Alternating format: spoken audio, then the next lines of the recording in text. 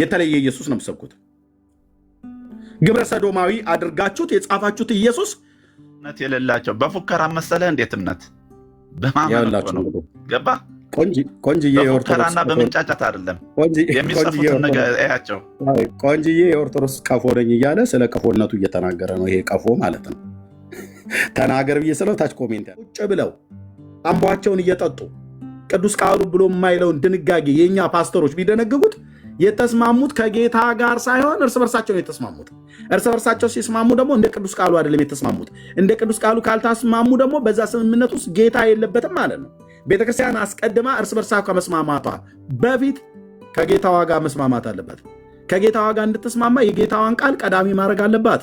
የጌታዋን ቃል ቀዳሚ ያላደረገች ቤተክርስቲያን አመፀኛ ናት። ኦርቶዶክስ ቤተክርስቲያን ለመጀመሪያ ጊዜ በታሪኳ ስብሰባ ጠራች። ያን ስብሰባ እንድትጠራ ካደረጓት ወንድሞቼና እህቶቼ ጋር አንዱ ነኝ። ምን በማድረግ በዚህ 10 ዓመት ውስጥ የመጀመሪያው በሚል አዎ እኔ እስማማለሁ። አዎ እና በዚህ 10 ዓመት ውስጥ በትጋት በዓላማ መጽሐፍ ቅዱስን እየሰበኩ ከመጽሐፍ ቅዱስ ጎን ለጎን የኦርቶዶክስ ተዋሕዶ ቤተክርስቲያን ህዝባችን ትናንት የነበርኩባት ቤተክርስቲያን ነች፣ ያደግኩባት ቤተክርስቲያን ነች። ስህተቷንም እውነቷንም እኔ ነኝ የማውቀው። ስለዚህ አገልጬ በመናገሬ ወንድሞቼን በመጽሐፋቸው የሚናገሩን በመናገራቸው መጽሐፍቶቹ ጥራት ይጎላቸዋል ብለው እንዲሉ አስብለናቸዋል ከጌታ ከኢየሱስ ክርስቶስ ጋር ማለት ነው።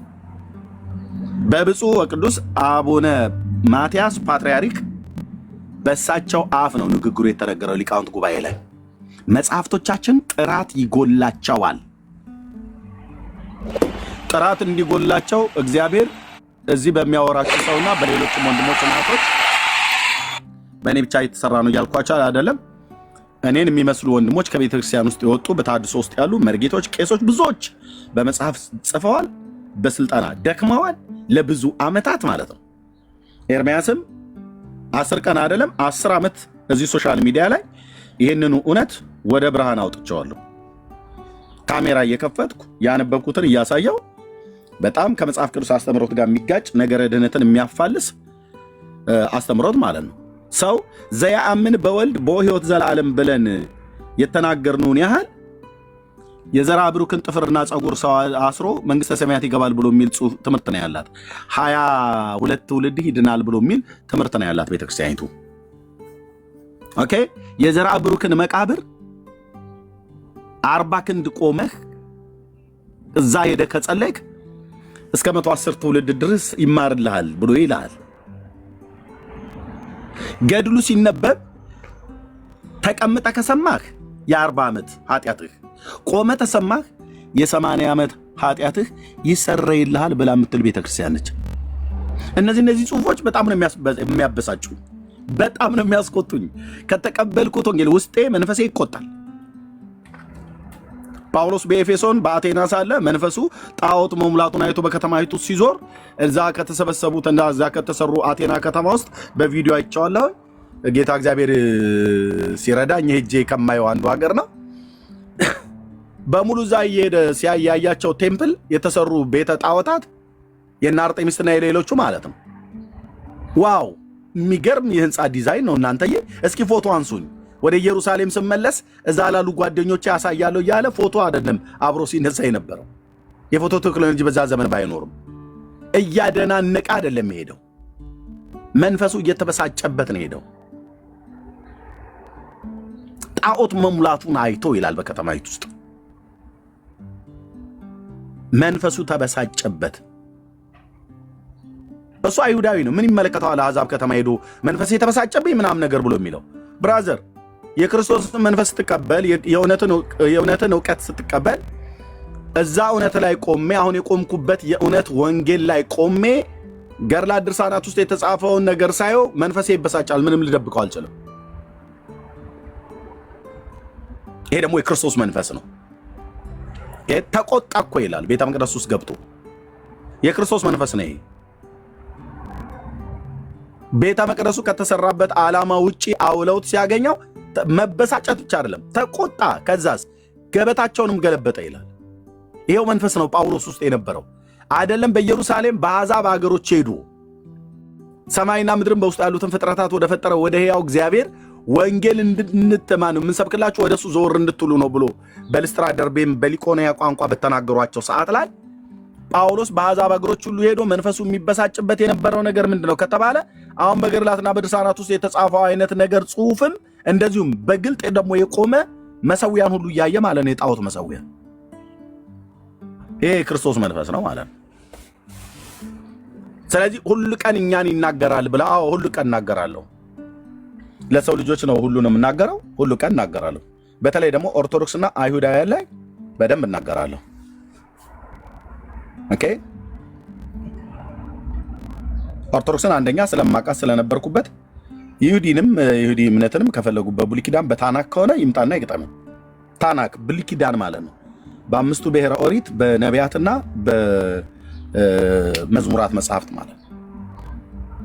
እና ውጤት ምንድነው ዋናው ግብ ምንድነው ከተባለ ሰዎች ሁሉ ይድኑ ዘንድና እውነትን ወደ ማወቅ እንዲደርሱ የእግዚአብሔር ፍቃድ ነው። በቃ ያ ጌታ ጸጋ የሚባል እውነት አለ ማንም ዲናይ ሊያደርገው የማይችለው እሱን ሰጠኝ። ስለዚህ ሰብካለሁ ወንጌል ስተትን እናፈርሳለን። ምነው ጌታ ኢየሱስ ክርስቶስ አይሁዳውያንን ስተት ሲቃወም ለምን ሃይማኖት እንደዚህ እኮ ነው ያሉት ሃይማኖታችንን ሊያፈርስ እኮ አሉ።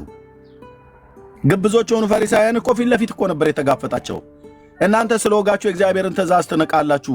ኢሳይያስ ስለእናንተ ጥሩ አድርጎ ትንቢት ተናገረ እኮ አላቸው። ይህ ሕዝብ በከንፈሩ ያከብረኛል ልቡ ግን ከኔ በጣም የራቀ ነው። በሰው ስርዓት በሆነ ትምህርት ብሎ ማለት ነው።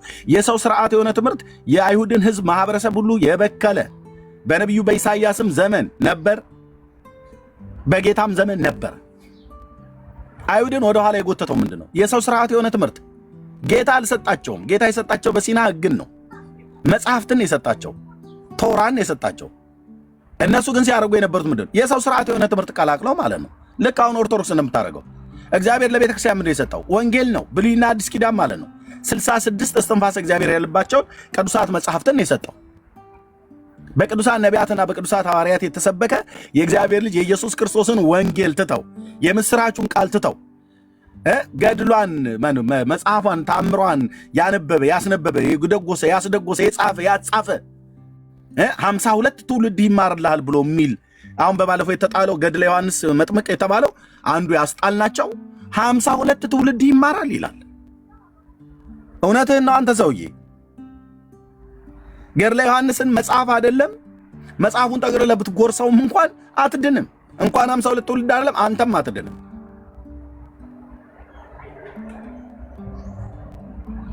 ከመጽሐፍ ቅዱስ በላይ ነው መጽሐፍቶቻቸው ነገረ ድነትን ሲያወሩ የሚያወሩት። መጽሐፍ ቅዱስ ላይ ኢየሱስ ክርስቶስን አምነ አንተና ቤተሰቦች ትድናላችሁ ነው ብሎ የሚለው። ቤተሰቦችም ካመኑ ነው እንጂ እኔ ስላመንኩኝ ልጆች አይድኑ። ልጆችም የሚድኑበትን ወንጌል እየነገርኳቸው አሳድጋቸዋለሁ።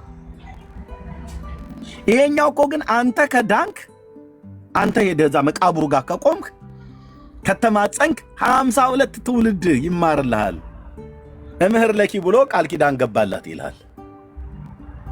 የቃል ኪዳኑ አበዛዝ ኢየሱስ በየፌርማታው ሲማማር ሲገዛዘት የሚውል ነው የሚያደርጉት በመጽሐፍቶቻቸው። ስለዚህ እነዚህን ነገሮች ሲነገር መጽሐፍቶቻችሁን ነው እኔ ያወጣሁት በደንብ። አሁን ቢሃይንድ ባይ ስንት ሺህ ሰው እንደሚሰማ እዚህ ወንድሞች እናቶች እዚህ ጋር 791 ሰው ነው አይደል? ቲክቶክ አዲስ ሕግ አምጥቷል።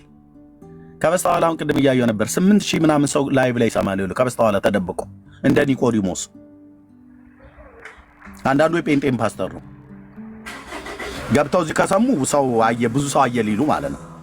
እኔ ችግር የለብኝም ብራዘር፣ ሲስተሙ በደንብ ነው የሚናገረው። ቢሃይንድ ባይ ያላችሁ 8000 ምናምን ነገር ሰው ከበስተኋላ ዋናው መስማት ነው የሚጠበቀው ብራዘርዬ፣ ዋናው መስማታችሁ ነው የሚጠበቀው። ኤርሚያስስ የምትናገረው ምንድነው ነው? አሁን ዛሬ ጥያቄ ይዤ መጣሁት ጾመ ነቢያትን የገናን ጾም ነቢያት ጾመውታል ትሉኛላችሁ። በባለፈውም በዚህ ጉዳይ ጥሪ አቅርቤ ነበር። አንድ የመጣ መምህር፣ አንድ የመጣ ቄስ፣ አንድ የመጣ ዲያቆን የለም። ለምን አንድ ነቢይ አታሳዩኝም? የአባቶቼ አምላክ ምስክር ይሁን። አንድ ነቢይ አልኩ፣ የብሉይ ኪዳን ነቢይ ከሙሴ እስከ ሚልኪያስ፣ መቼም ሌላ የምትጠሩት ነቢይ ስለሌለ ከሙሴ እስከ ሚልኪያስ ያሉ አበይትም ደቂቀ ነቢያትም አንድ ነቢይ ኢየሱስ ይወርዳል ይወለዳል መሲያው ይወርዳል ይወለዳል ብሎ የጾመ ነብይ አታመጡ። እሺ ማዕዶት እሺ አንድ ቁጥር ስለጻፈ ያ ቆይ እንግዳ መጣስቶ ይሰጣቸዋል። ከዛ ኤልሳቤጥ ማዕዶት አንድ ቁጥር ደጋግሞ ስለጻፈ ኦኬ አሁን አየው። ቅድም አይቼው ነበር ስለጠፋብኝ ነው። እሺ እንኳን ደህና መጣ ማዕዶት። እንኳን ደህና ቆያችሁ። ኤርሚ ለቤታችሁም ከላይ ያላችሁ ነገ ከሁሉ ይታዩኛል። ሰላም ናችሁ? እግዚአብሔር ይመስገን። ከየት ቤተ እምነት ነው? ኦርቶዶክስ ተዋህዶ። እንኳን ደህና መጡ። አይ ቲንክ ድምጽዎት የቤተ ክህነት ሰው ይመስላል። ተሳሳትኩ? አይደለም። እሺ ችግር የለም። ያው ድምጽ ወሰኛ አይሆንም። ባለፈውም ገብቼ ነበር እኮ ታገኛለህ። የቤተ ክህነትን ቃናውን ስለማውቀው ነው። እንደዛ ስለመሰለብኝ ነው። ከተሳሳትኩ ይቅርታሽ። እሺ አርስቱ ላይ የቤተ ክህነት ሰው ስለመሰሉብኝ ነው። ኤኒዌይ ከሆኑ በቤተ ክህነት በሚጠሩበት በዛ ልጠራዎት ነው። ያው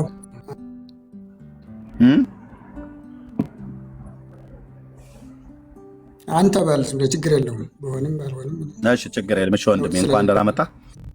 እሺ የገና ጾም በእናንተ በኢትዮጵያ ኦርቶዶክስ ቤተክርስቲያን በየዓመቱ ይጾማል። የገና ጾም በየዓመቱ በኢትዮጵያ ኦርቶዶክስ ቤተክርስቲያን ይጾማል። ይህን ጾም ቤተክርስቲያን የገና ጾም ብላ ማነው ጾመ ነቢያት ብላ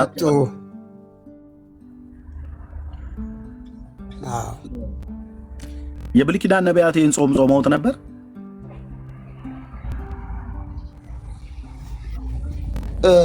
በነገራችን ላይ ቁጥሩ ስንት ነው? የጾሙ ቀን ስንት ነው ታውቋል? የትኛው ጾም ቀን? የጾመ ነቢያት እስከ ገና ዋዜማ ያለው ድረስ አንዳንዴ 6 ሳምንት እንደ አበቅቴው ማለት ነው። አንዳንዴ ህዳር 14 ህዳር ቁጥሩ ዝም ብሎ እንጂ እየነገርኩት ነው። አንዳንዴ ህዳር 14 ይገባል ነው 60 ነው 40 ነው 45 ነው የሚለውን ቁጥሩን ነው የጠየቅኩ። ወደ መልስ ልገባ ስለሆነ እየሰሙ ይመስሎ የነበረ እንግዲህ ያልሰሙኝም ማለት ነው እኮ። ቁጥሩ ስንት ነው ነው ያልኩት። ነቢያት ጾሙት አልጾሙት ለማለት ቁጥሩን እርግጠኛ መሆን አለብን እኮ። ከሰሙኝ አይደለ የምመልስሎት ቀሲስ።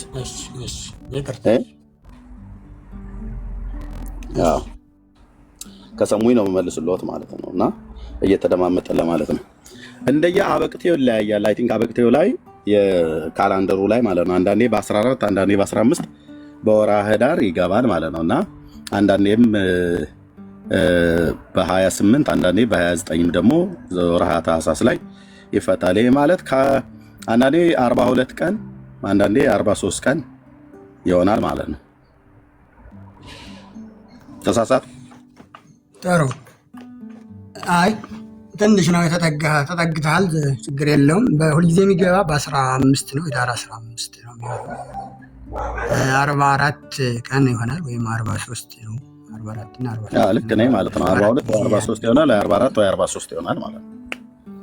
44 ይሆናል። ይኸው 40 ነው የነቢያት ጾም የሚባለው 40ው ነው። 4 ወይም 3ቱ የሌላ አባቶች ጾም ነው። 40 የጾሙ ይታወቃሉ። ያው ሙሴ ጾሟል 40 ቀን፣ እሱ ነው የነቢያት ጾም የሚባለው።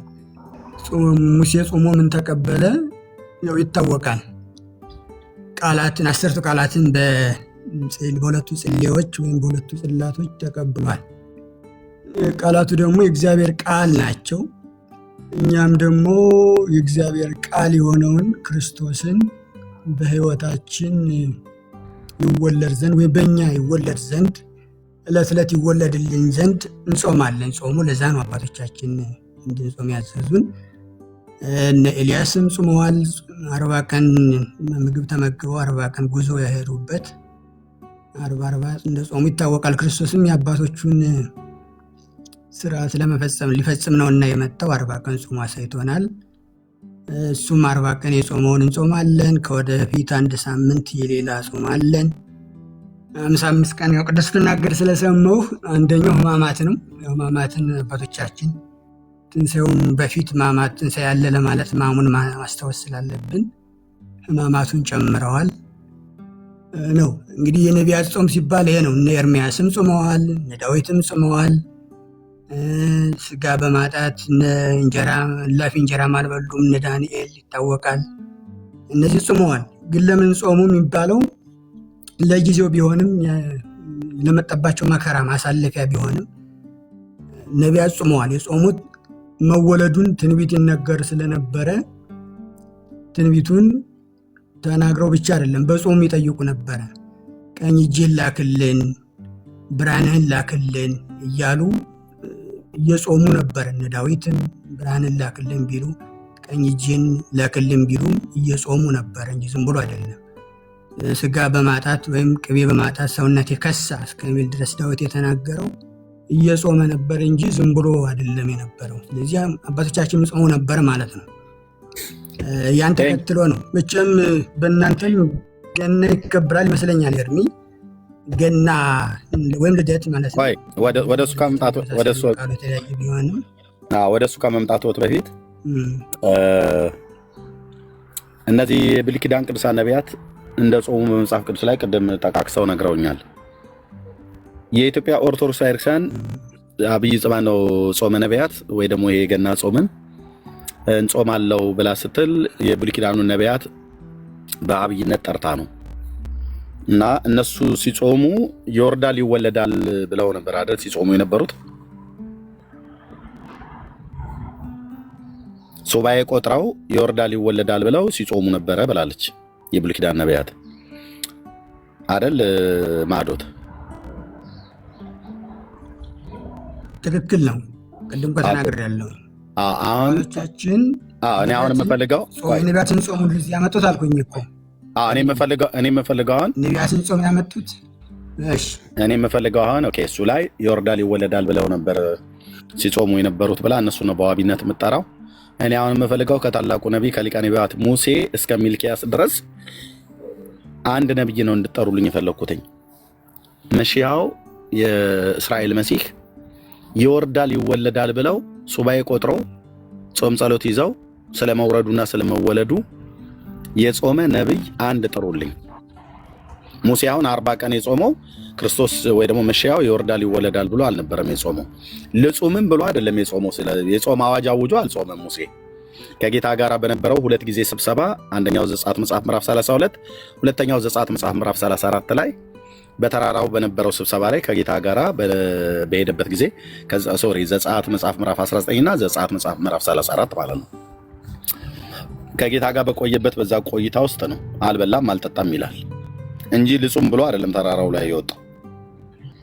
ከጌታ ጋር በነበረው ቆይታ 40 ቀን ተራራው ላይ ስለቆየ አልበላም አልጠጣም ይላል። ሁለተኛውንም የድንጋይ ጽላቶች ቀርጾ በተራራው ላይ በፊት ይሁን ብሎ ባለበት ዘጸአት 34 1 ላይ እንደዚሁ ተመሳሳይ ማለት ነው። ሙሴ መሺያው ይወርዳል ይወለዳል ብሎ አልጾመም።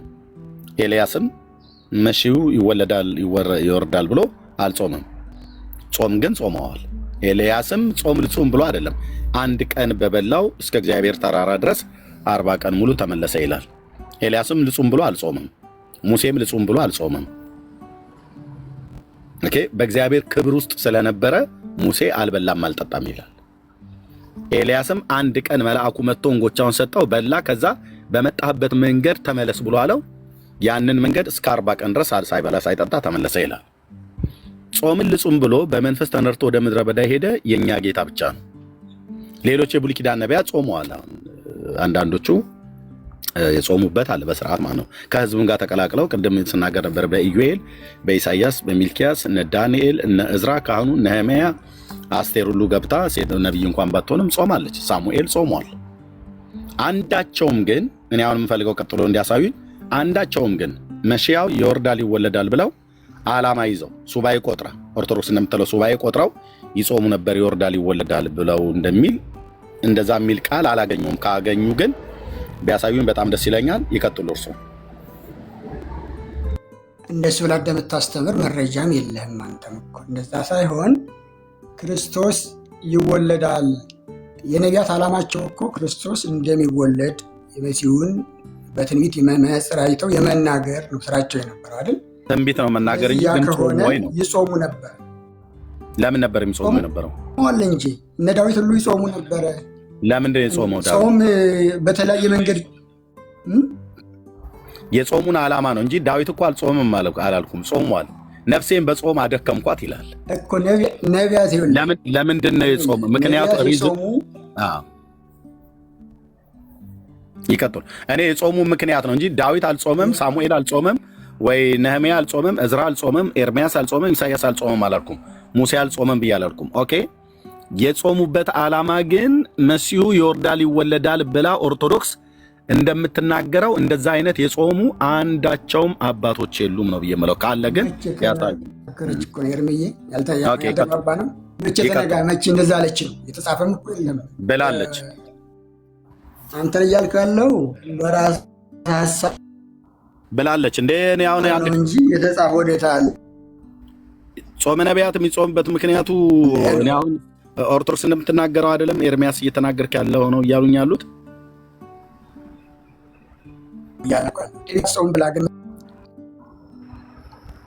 አባቶቻችን ሐዋርያት ነቅርታ ነቢያት ይጾሙ የነበረው ወይም በዘመናቸው ይናገሩ ትንቢት ይናገሩ የነበረ የክርስቶስን የመሲሁን መምጣት ከሆነ በዘመናቸውም እየጾሙ ከነበረ አለች ቤተክርስቲያን።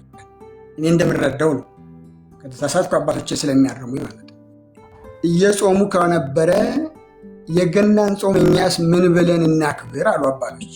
እንዲያ ከሆነማ አባቶቻችን 40 ጾመው የተቀደሰ ነገር ጽላትን ያህል ተቀበሉ። እነ ኤልያስ የ40 ቀን ጉዞ ተጓዙ። ሌሎቹም አባቶቻችን ጾሙ፣ ከመከራው አለፉ። ከመከራው ያሳለፈን ክርስቶስ ስለሆነ ሲወለድ ዝም ብለን ነው የምናከብረው። መቼም ዛሬ ነገ ይወለዳል ብለን እንደማናከብረው ታውቃለህ። አባቶቻችሁም መግለጫ ይሰጣሉ፣ ሌሎቻችሁም ሲሰጡ እናያለን። የታኅሳስ 28 ሊሆን ይችላል 29 ሲሆን ማለት ነው። ያኔ ዝም ብላችሁ ልደቱን ከምናከብር ጾመን እናክብረው አሉ። እነማን እንደጾሙት እንደነ ሙሴ 40 ቀን፣ ሌሎቹም አሉ። የእነ አብርሃም ሶርያዊ ነው፣ ሌላ ታሪክ ስለሆነ 4 ቀን የተጨመረችው እሷ ናት። እነዛን ጨምረን እንጹም። ለምን ጾሙ ቢበዛ ነው ከመብላት መጾም ይሻላል፣ ወይም ለጾም አሉ ተብሎ በአባቶቻችን በ318ቱ ሊቃውንት የተቀመጠ በፍትሐ ነገሥቱ አንበበ ከሆነ ብዬ ነው ስለተቀመጠ መጾም ይሻላል ከመከራው የምናልፈው፣ ወይም ክርስቶስ ሲወለድ ዝም ብለን እንዲሁ ከምንቀበል አባቶቻችን 40 የጾሙትን 40ውን ቀን እንጹም አሉ። ነገር ግን ከክርስቶስ መምጣት አስበው ስለሆነ ነቢያት ይጾሙ ይጋደሉ። በፈተናው ጊዜ ኤርሚያስ በስደቱ ጊዜ ይጾሙ የነበሩት ጾምንም አውጀው ይጾሙ የነበሩት መከራው እንዲያልፍላቸው ክርስቶስ የመከራውን ያሳልፍላቸው መሲሁ ሲመጣ ስለነበረ ያን ሁሉ ታሳቢ አድርገው ነው ይጾሙ የነበረ ብላ ቤተክርስቲያን 40 ቀን ደንግጋ ታጾማለች ነው እያልኩ። ነቢዩ ኤርሚያስ የቱ ጋር ነው መከራ 2 ጊዜ ተናገሩ በስደት ምናምን ብለው አሉ። ነቢዩ ኤርሚያስ በስደት መከራው እንዲያልፍለት የጾመበት አለ እንዴ? የት ተሰዶ ነበረ ኤርሚያስ? እና አስቴር በስደት ጊዜ አይደል የነበሩ? ኤርሚያስ ነው ያሉት የጠቀሱት ኤርሚያስ ነው። ባቢሎን ምርኮ ጊዜ የጠቀሱት ኤርሚያስን ነው ማዶት ኤርሚያስ ብለው 2 ጊዜ የተናገሩት። እኔ ቅድም ሲናገሩ ዝም አልኩኝ። ኤርሚያስ ስደቱ መከራው እንዲያልፍለት ነው ብለው አሉ። ኤርሚያስ የት ነበር ስደት የገጠመው? ከዛ መከራ እንዲያልፍ የቱ ጋር ነበር የጾመው? ምዕራፍ ስንት? ከ52 ምዕራፎቹ የእውቀት ችግር ሊሆን ይችላል። ጥቅስ መጽሐፍ አጠገቡም ስለሌለ ላላወጣልህ ይችላለሁ። ይቅርታ፣ ችግር የለውም። ታሪኩን ከነገሩኝ ያልጾሙበት ዘመን ስለሌለ ብዬ ነው። እነ ዳንኤልም ጾመዋል። አይ ኤርሚያስን ነው ያሉ። ኤርሚያስን ብለው ስላሉ ዞርም እስከ ማለት የተናገሩት የዳንኤልን አይደለም። ኤርሚያስ በስደት ብሎ 2 ጊዜ ስለተናገሩ ኤርሚያስ ተሰዶ ከመከራው ስላላወቁት ይሆናል። አፌል መጥቶ ተናግረው ሊሆን ይችላል ብዬ ያ እሺ፣ ቴንክ ዩ። ኤርሚያስ በስደትም ሆኖ ከመከራው እንዲያልፍለት ጾመ ብሎ የሚል የመጽሐፍ ቅዱስ ክፍል የለም። ኦኬ። ዳንኤል ያው ይታወቃል በባቢሎን ላይ ነው፣ ስለ ኢየሩሳሌም ከተማ መፍረስና ስለ አይሁድ ሕዝብ መበተን። እሱም እዝራም ነህምያም በየተናጠል ጸልየዋል፣ ጾመዋል። አስቴርም እንደዚሁ ከነ ሞርድካይ ጋር ጾማለች ማለት ነው። ኦኬ። የገና ጾምን እንግዲህ የነቢያቱ ይወርዳል ይወለዳል ብለው ሲጾሙ ነበር የኖሩት። እና እኛም ደግሞ እንጾመዋለን ብላ በሚል ለቤተክርስቲያን የምትናገረው ግን ከብሉይ ኪዳን ነቢያት እርሶም አሁን እንዳሉት አንዱም ነቢይ ክርስቶስ ይወርዳል ይወለዳል ብሎ የጾመ ነቢይ የለም። አንድም ነቢይ ቀደም የጠቃቀሷቸው ነቢያት በየግላቸው አንዳንዶቹ ጾም አውጀው ጾመዋል።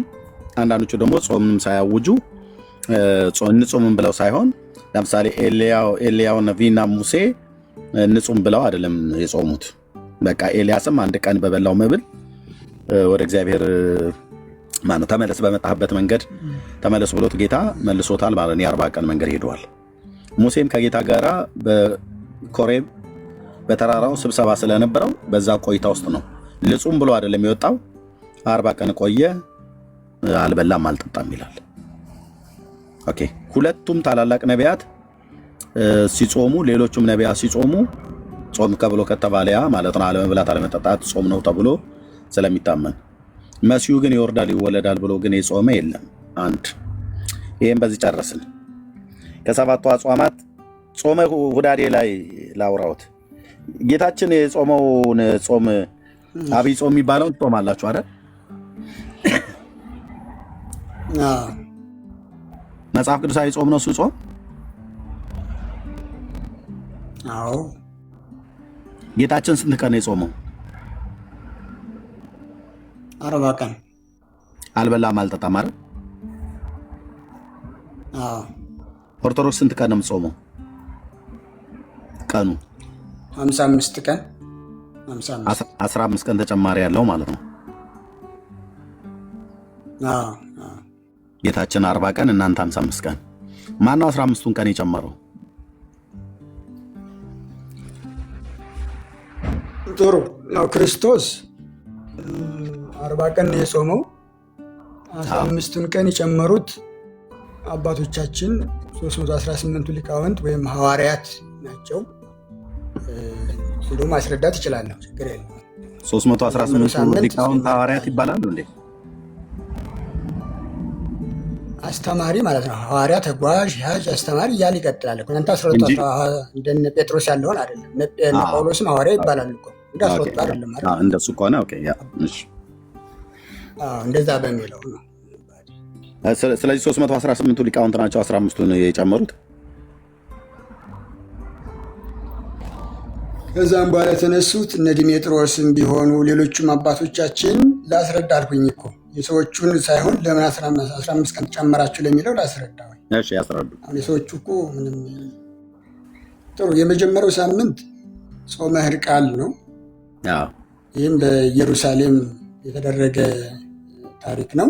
ምክንያቱም ታሪክ ስለሆን ደስ ስለማይልህ ብዬ ነው። ታሪክ ላይ አይ ማን ነው? እኔ ታሪክ ደስ ይለኛል። ታሪክ ደስ ይለኛል።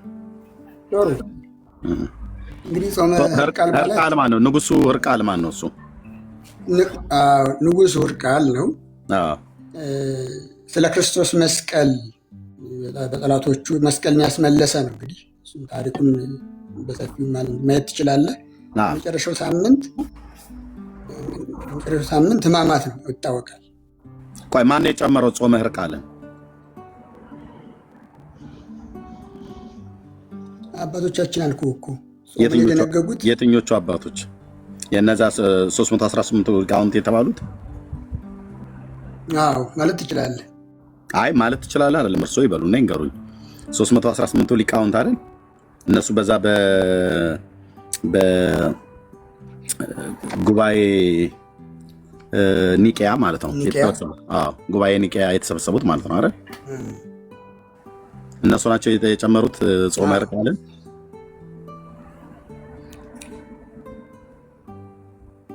ምን ያረግ አሁን ቆይ ማዶትዬ ምን ያረግ ንጉሥ ሕርቃል ጾሙ ከጌታችን ከኢየሱስ ክርስቶስ አብይ ጾም ጋር ምን ሊያረግ ገባ?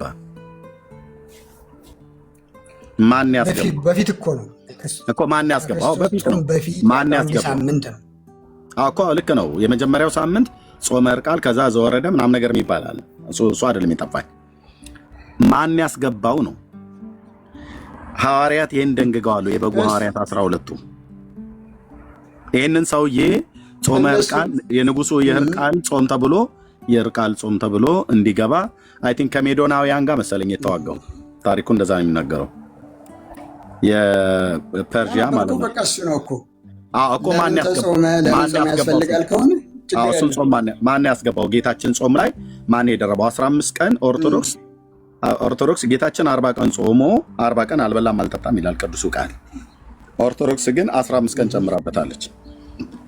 የጨመረችው ግን የእናቱ ዕርቃልን ጾም ሁሉ ነው የጨመረችው።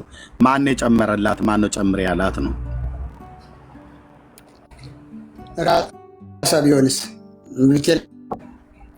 ራሷ ቢሆንስ? ራሷ ቢሆን ልክ ነው። ለምን በሐዋርያቱ ትምህርት ስለማትመራ፣ ለምን በእግዚአብሔር ቃል ላይ ያመፀች ቤተክርስቲያን ስለሆነች ራሷ ትጨምራለች ማለት ነው። ኤርምዬ እንደዛ አይደለም። ብሉ ማለት ነው የሚሻለው፣ ክርስቶስን የሚያስመስል ጹሙ ማለት ነው። እስኪ ንገረኝ። ማለት ነው የሚበልጠው? ጹሙ ማለት ነው የሚበልጠው? እስኪ ንገረኝ። ማዶትዬ ኦርቶዶክስ ቤተክርስቲያን መሰረቴ በሐዋርያት መሰረት ላይ የተመሰረትኩ ቤተክርስቲያን ነኝ ትላለች አይደል? በሐዋርያትና በነቢያት ኦኬ። በሐዋርያትና በነቢያት መሰረት ተመስርቻለሁ ብላ ስትል ምን እያለችን ነው? በቅዱሳት ነቢያት፣ በብሉይ ኪዳን ቅዱሳን ነቢያት በተተነበየና የሁላችን ጌታ በሆነው በእግዚአብሔር ልጅ በኢየሱስ ክርስቶስ ቅዱሳት ሐዋርያት በተጻፈ በመንፈስ ቅዱስ ኢንስፓየር ያደረጋቸው በጻፉት እስትንፋሰ እግዚአብሔር በሆኑት በቅዱሳት መጽሐፍት አምናለሁ እያለች ነው አይደል? መሰረቴ እሱ ነው፣ ቅዱሱ ቃል ነው፣ ብሉይና አዲስ ኪዳን ነው እያለች ነው አይደል? አጽዋሟ እንደዚህ ከዚህ ቃል የተቀዳ መሆን አለበት። አጽዋማቷ፣ የትኛውም አምልኮቷ፣ ስርዓቷ በብሉይ ኪዳንና በአዲስ ኪዳን መጽሐፍት ላይ ተፈልጎ መገኘት አለበት። ዋቤ አድርጋ የምትጠራቸው እነ ቅዱስ ጴጥሮስን፣ ጸሐፍተ ሐዋርያትን፣ እነ ቅዱስ ማቴዎስን፣ እነ ቅዱስ ጳውሎስን መሆን አለበት። ምክንያቱም መሰረቴ ብላ ካለች አበው እንደሚሉት ነገርን ከስሩ ውሃን ከጥሩ ይላሉ እና ስለዚህ ወደ መሰረቱ ስንሄድ ኦርቶዶክስ መሰረትሽ ማን ነው ብለን ስንላት የብሉይ ኪዳንና የአዲስ ኪዳን ቅዱሳት ነቢያትና ቅዱሳት ሐዋርያት። ኦኬ። የማዕዘንሽ ድንጋይ ማን ነው ስንላት ክርስቶስ ኢየሱስ። እንደዛ ከሆነ አጽዋማትሽም ትምህርትሽም ሃይማኖታዊ ልምምድሽም በሙሉ የሚቀዳው ከየት ነው ማለት ነው? ከመጽሐፍ ቅዱስ ነው ማለት ነው። ስለዚህ ከመጽሐፍ ቅዱስ ከተቀዳ ኢየሱስ ጌታችን 40 ቀን ጾሟል። እሱ የጾመውን ጾም 40 ቀን እጾማለሁ ብላ ካለች ኦኬ፣ ቀኑን ሳታዛንፍ 40 ቀን መጾም አለባት። አሁን ግን እያደረገች ያለችው 55 ቀን እየጾመች ነው። ጌታችን ኢየሱስ ክርስቶስ ማጨምሩ አሉ ነው። የግድ እኮ የጌታን ቃል ማጉደል ብቻ አይደለም፣ አትጨምርምም ብሏል። መጨመርንም ይከለክላል፣ ማጉደልንም ይከለክላል። ስለዚህ 15ቱ ቀንን የነ አቶ ዕርቃልን የንጉሱ የዕርቃልን ጾም በጌታችን ጾም ላይ አምጥቶ ጨምሮ ጹሙ ብሎ ያለው ማን ነው? የትኛው ሐዋርያ ነው ነው እያልኮት ያለሁት። በመሰረቱ ቤተ ክርስቲያን እኮ የመደንገግ እንደዚህ አሁን ስርዓት ነው፣ ቀኖና ነው፣ ዶግማ አይደለም። ዶግማም ቀኖናም ራሷ ቤተክርስቲያን እኮ ለልጆቿ ቀምራ ማስቀመጥ ትችላለች እኮ አይደል እንዴ? አንድ ቤተክርስቲያን የራሱ ተከታዩን እኮ ይህን አድርጉ አታድርጉ ማለት አይችልም እንዴ? መብት የላትም እያልከኝ ነው ኤርምዬ? ትችላለች እኮ ትችላለች፣ ግን መጨረሻው ሕማማት ነው። ትንሣኤን ለማክበር ያድምጡኝ። ቤተክርስቲያን ትችላለች፣ ስልጣን አላት። የምትችለው ግን ሪትን በሆነ በተጻፈው በብሉይና በአዲስ ኪዳን በቀደሙ አባቶች በነቢያትና በሐዋርያት የሁላችን ጌታ በሆነው በኢየሱስ ክርስቶስ በተሰበከ ወንጌል በቅዱሳት መጽሐፍት መሰረት ላይ ቆማ ነው። እሷ ከተጻፈው እውነት ውጭ ወጣ ዘወሃቦሙ ስልጣነ ለሐዋርያት እያለች ኦኬ፣ ያ ለሐዋርያት የተሰጠ ስልጣን ለእኔም ተሰጥቷል ብላ እስካለች ድረስ በተጻፈ በእግዚአብሔር ቃል ላይ ሳትጨምር ሳትቀንስ ሪት እንደሆነ ለተጻፈው ለእግዚአብሔር ቃል ታማኝ ሆና ያንን ነው ማራመድ ያለባት። አሁን ግን ጌታችን 40 ቀን ጾመ ይላል የተጻፈው። ኦርቶዶክስ ግን የለም የኢየሱስ ጾም 40 ቀን ነው፣ እኔ በላው ላይ ግን 15 ቀን ጨምራለሁ። ምክንያቱስ ማንም የሚጠይቀኝ የለም። ህዝቡም እንደሆን በቃ ዝም ብዬ አስተኝቼዋለሁ። እርብዬ እና ዕዳ በደል ያመጣል ስንጨምርበት፣ ጾሙ ስንቀንስ እና ስንጨምር ያመጣል። ስለጨመርን ዕዳ በደል ይመጣብናል።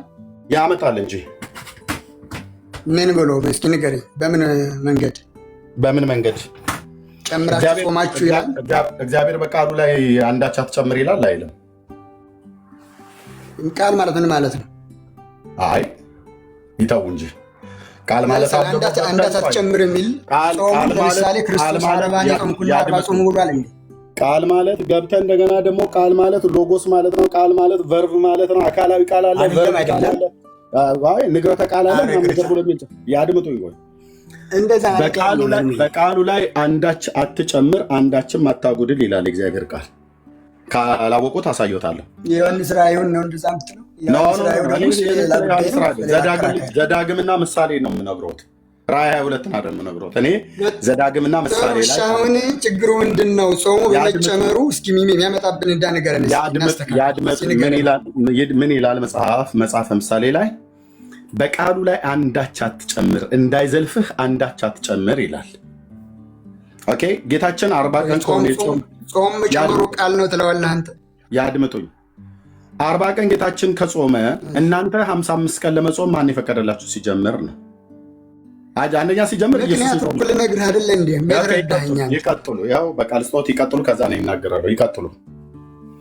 55 ቀን ይጾምበትን ምክንያቱም በደምብ ዘርዝረው ይንገሩኝ። ይቀጥሉ። እሺ እንግዲህ ቀመር እናውጣ ተብሎ አይደለ መከራ እያየን ያለ ነው። እንግዲህ ቤተክርስቲያን አትብሉ ብላ ካስንት ካለችን የክርስቶስ በማቴዎስ 6 ያለው ይታወቃል። መቼም ጾሙ እንዳለ ክርስቶስ አይደል? ግን ጾሙ ሲል እንደ ህገ መንግስት ነው። ህገ መንግስት ደግሞ ይተረጎማል። አባቶቻችን እንዴት ተረጎሙት? ስርዓቱን ያስቀመጡልን በሐዋርያት አባቶቻችን የተተኩ ሊቃውንት ቤተክርስቲያን እስከዛሬ የምትጠቀምባቸው የራሷን ቤተክርስቲያን የምትመራባቸው ስርዓቶች ይወጣሉ። ከዛ እየተቀዱ እንደ ህገ መንግስት መጽሐፍ ቅዱሱ ጾሙ አለ ክርስቶስ። ግን ምን በከምን እንጾም፣ እንዴት እንጾም፣ ስንት ሰዓት እንጾም የሚለውን ደግሞ አባቶቻችን ሊቃውንት ያን ቀመሙ አስቀምጠውልናል፣ ወይም ቀምሮ አስቀምጠውልናል። ዘወረደ ቀጥሎ ያለው ቅድስት ነው። ከቅድስት እሁድና ቅዳሜን ብትወስድ ማለት ነው 15 ቅዳሜና እሁድ አሉ። ከዛ መሃል ምንቆጥራቸው ማለት ነው። እነዚህ እኛ የታዘዝነው እስከ 12 ሰዓት እንድንጾም ነው። ይህ የአፈጻጸም ችግር አለበት። አዎ ቤተክርስቲያን የምታዘውና እኔ የምፈጽመው ሰው ስለሆንኩ ደካማ ስለሆንኩ ላልፈጽመው እችላለሁ። 9 ሰዓት እበላለሁ። እውነት ነው። እኔ ጿሚ ነኝ አይባልም። ነኝ ተብሎ በክርስትና ስለማይታወቅ ነኝ ማለት ትዕቢት ስለሚያመጣ 12 ሰዓት ተደንግጓል። 9 ሰዓት የሚጾም አለ፣ 6 ሰዓት የሚጾም አለ። ኧረ ጠዋት የሚበላል እውነት ነው። ግን በዛ ቤተክርስቲያን ስለካ አትችልም። 15 ቀናት አሉ። እነዚህ 15 ቀናት ቅዳሜና እሁድ መጾም ስለማይችሉ በዛ ተተክተዋል። አንድ ሁለተኛ የመጀመሪያው ጾመ ሕርቃል ለምንድን ነው የጾመው? ያው ቅድም ታሪኩ ስላነበብከው ስላልከኝ ነው። ካነበብከው ሰዎቹ ጾሙልኝ፣ ጾም ያዙልኝ አረማውያን አሸንፈውን መስቀላችን ወስደውብናል ተብሎ መስቀል ለማስመለስ የተደረገ ጦርነት ነው። ስለዚህ ያን በጾምን ስለሆነ ያሸነፈው ያን የሚመለስ ነገር በሕይወታችን ያጣነው ነገር ካለ በጾም ይመለሳል ብሎ አባቶቻችን ከክርስቶስ ጾም በፊት 1 ሳምንት ጨመሩ። የመጨረሻው ደግሞ 1 ሳምንት ይሆናል። ከሰኞ እስከ ዓርብ እስከ ስቅለቱ ያለው ክርስቶስ ለእኛ ሲል መከራውን ያየውን ሕማሙን አምጠን እየጾምን እየሰገድን እስከ 1 ሰዓት ነው። ያኔ ማንም አይበላም። እውነት ለመናገር እስከ 1 ሰዓት ድረስ እየተጾመ እየተሰገደ ትንሣኤውን እናከብራለን። ትንሣኤውን ዝም ብለን ጾመን ከምናከብረው ይሄኛውን እንዳለ የክርስቶስን ጾም ጾመን ያኛውን ደግሞ ተጨማሪ 5 ወይም 6ኛ ቀን ይሆናል እሱን እንጹም ብለው ነው አባቶቻችን ቤተክርስቲያን እንድንጾም ያደረገችን። ስለዚህ እንብላ ከማለት እንጹም ማለት አይበልጥም ወይ? አሁን ጾምን እንደ ሌላ ኢሹ ተነስቶ ቤተክርስቲያን ትነቀፍበታለች ወይ? አሁን መጾምን የአፈጻጸም ችግር ከሆነ መመካከር ሲቻል ግን በዜሮ ማባዛት ይቻላል። ነውር አይመጣም ወይ? የምንተችውን እንደው ብናውቅ ደስ ይለኛል። ለመናገር ቤካም ቤት ገብቼ አውቃለሁ። ቅድም አስቱ ስታወራ ነበርና ወደሚያግባባን ነገር ወይም ወደ አንድ ወደሚያመጣን ነገር እንደመምጣት በዜሮ አባዙ። ይሄ ትክክል አይደለም፣ ሁሉም ትክክል አይደለም ስንል ግን እንደው ዝም ብለን ሌላ ነገር ከሚሆን መጾማ ለምንኖር ኑሮት ነው እያልኩ ያለሁት። እሺ ጌታችን እናመሰግናለን። ጌታችን 40 ቀን ጾመ። ኦኬ ኦርቶዶክስ 55 ቀን ትጾማለች።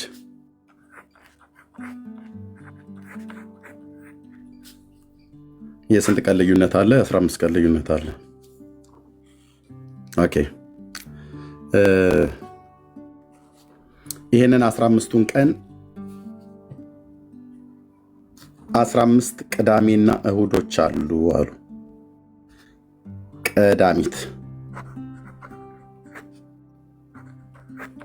ቀዳሚትና እሁድ አሉ። 15 ቀናቶች ናቸው። እነሱ አይጾሙም አሉ።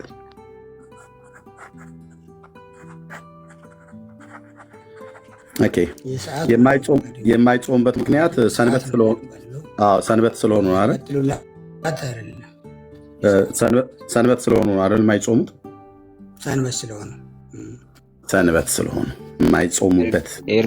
ኤርሚ አትጾሙ ያላለ ወይ ቅዳሜና እሑድ የሚለውን በዛው ልንመጣ ነው በደንብ ልንመጣ ነው።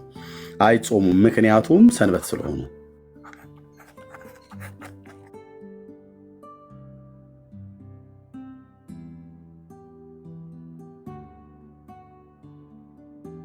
ጌታችን መድኃኒታችን ኢየሱስ ክርስቶስ ወደ ቅዱስ ቃሉ ስንሄድ 40 ቀን አልበላም አልጠጣም። ማቴዎስ ወንጌል መጽሐፍ ምዕራፍ 4 እሺ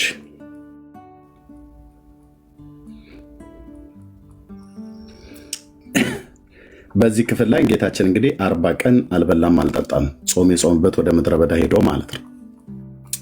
40 ቀኑ እናንተም ታውቃላችሁ እኛም እናውቃለን፣ አልበላም አልጠጣም። የኦርቶዶክስ ግን 55 ቀን ትበላለች ትጠጣለች። ኦርቶዶክስ ማለት ነው። ኢየሱስ አልበላም አልጠጣም፣ ኦርቶዶክስ ግን ትበላለች ትጠጣለች። ከስብ ነክ ነገር፣ ከእንቁላል ነክ ነገር፣ ከእንስሳት ተዋጽኦ ውጪ ሌላውን ትበላለች ትጠጣለች ማለት ነው። እሱ ግን አልበላም አልጠጣም። ኦኬ 15ቱ ቀን ሰንበት ስለሆነ 15 ቅዳሜና እሑዶች ስላሉ አንበላም አንጠጣም አሉ። ማዶት የምጠይቀውት ጌታችን 40ውን ቀን ሲጾም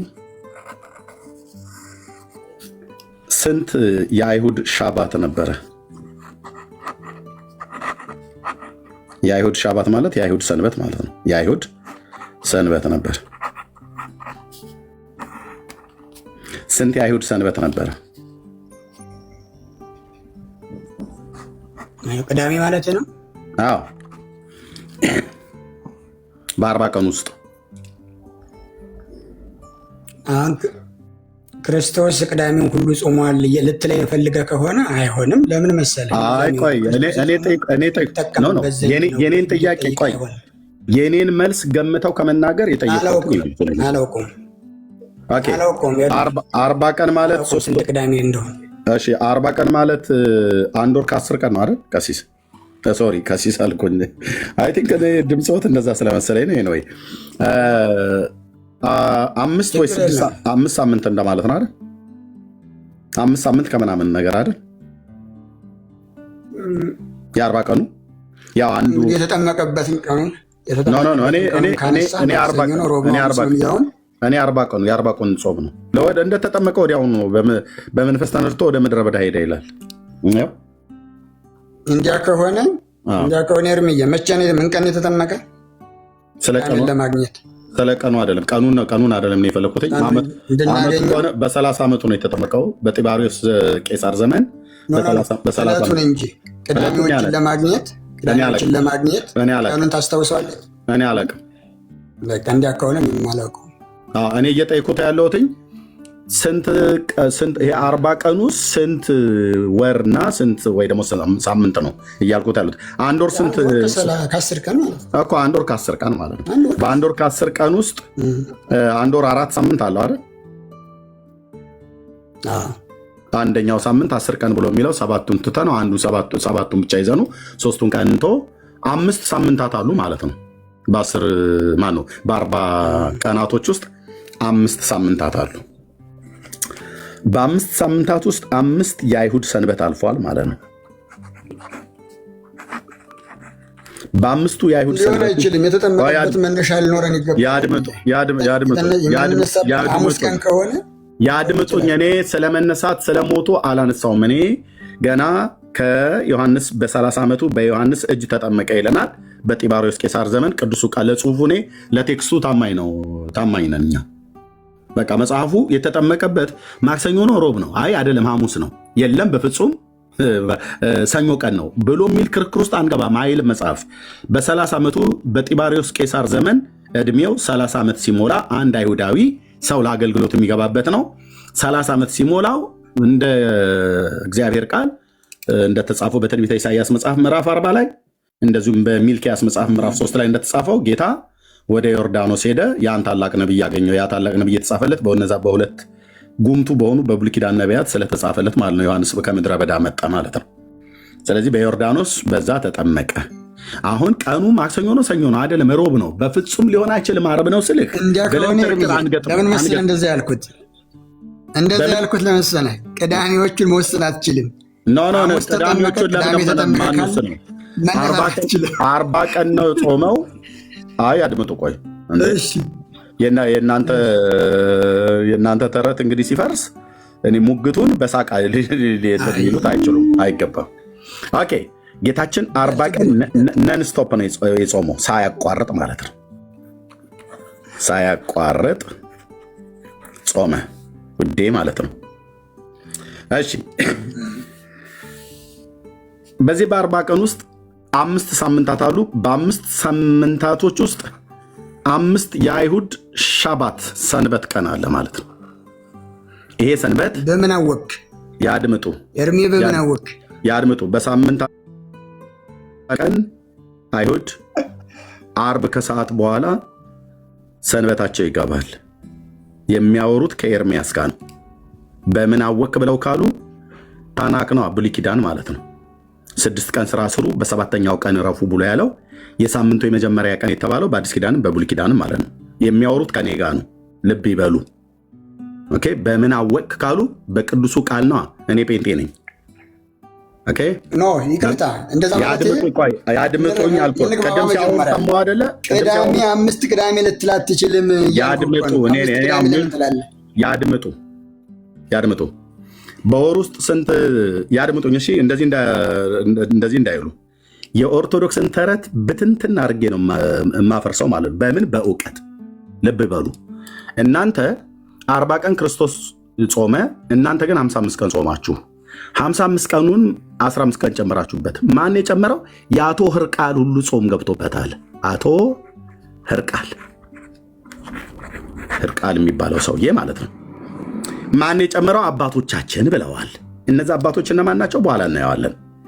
3 ምዕት ብለው ሊሉ ፈለጉ። ቅድም የቱ ጋር ጉባኤ ኒቅያ ላይ የነበሩት? አዎ ድንጋጌው ካለ ይነግሩናል። ልክ ጸሎታ ሃይማኖት ነአምን በአሐዱ አምላክ እግዚአብሔር አብ አሐዜ ኩሉ ዓለም ብለው የደነገጉትን ድንጋጌ የኒቅያውን ክሪድ ልክ እዛ ጋ ይሄን ጾም ይግባ ብለው ደንግገው ከሆነ ይነግሩናል። ታሪኩን የሚያውቁት ከሆነ እኔ ይህን ሰውየውን ታሪኩን ስለማውቀው ነው የምነግሮት። የትኛው መጽሐፍ ላይ በምን ጊዜ እንደተጻፈና ማን እንዳስገባው እርሶ ይነግሩናል ማለት ነው። ኦኬ አሁን ግን ልቀጥል። ጌታችን 40 ቀን ጾመ። 40 ቀን ማለት ወር ከ10 ቀን ማለት ነው። በአንድ ወር ውስጥ ስንት ሳምንታት አሉ? 4 ሳምንታት አሉ።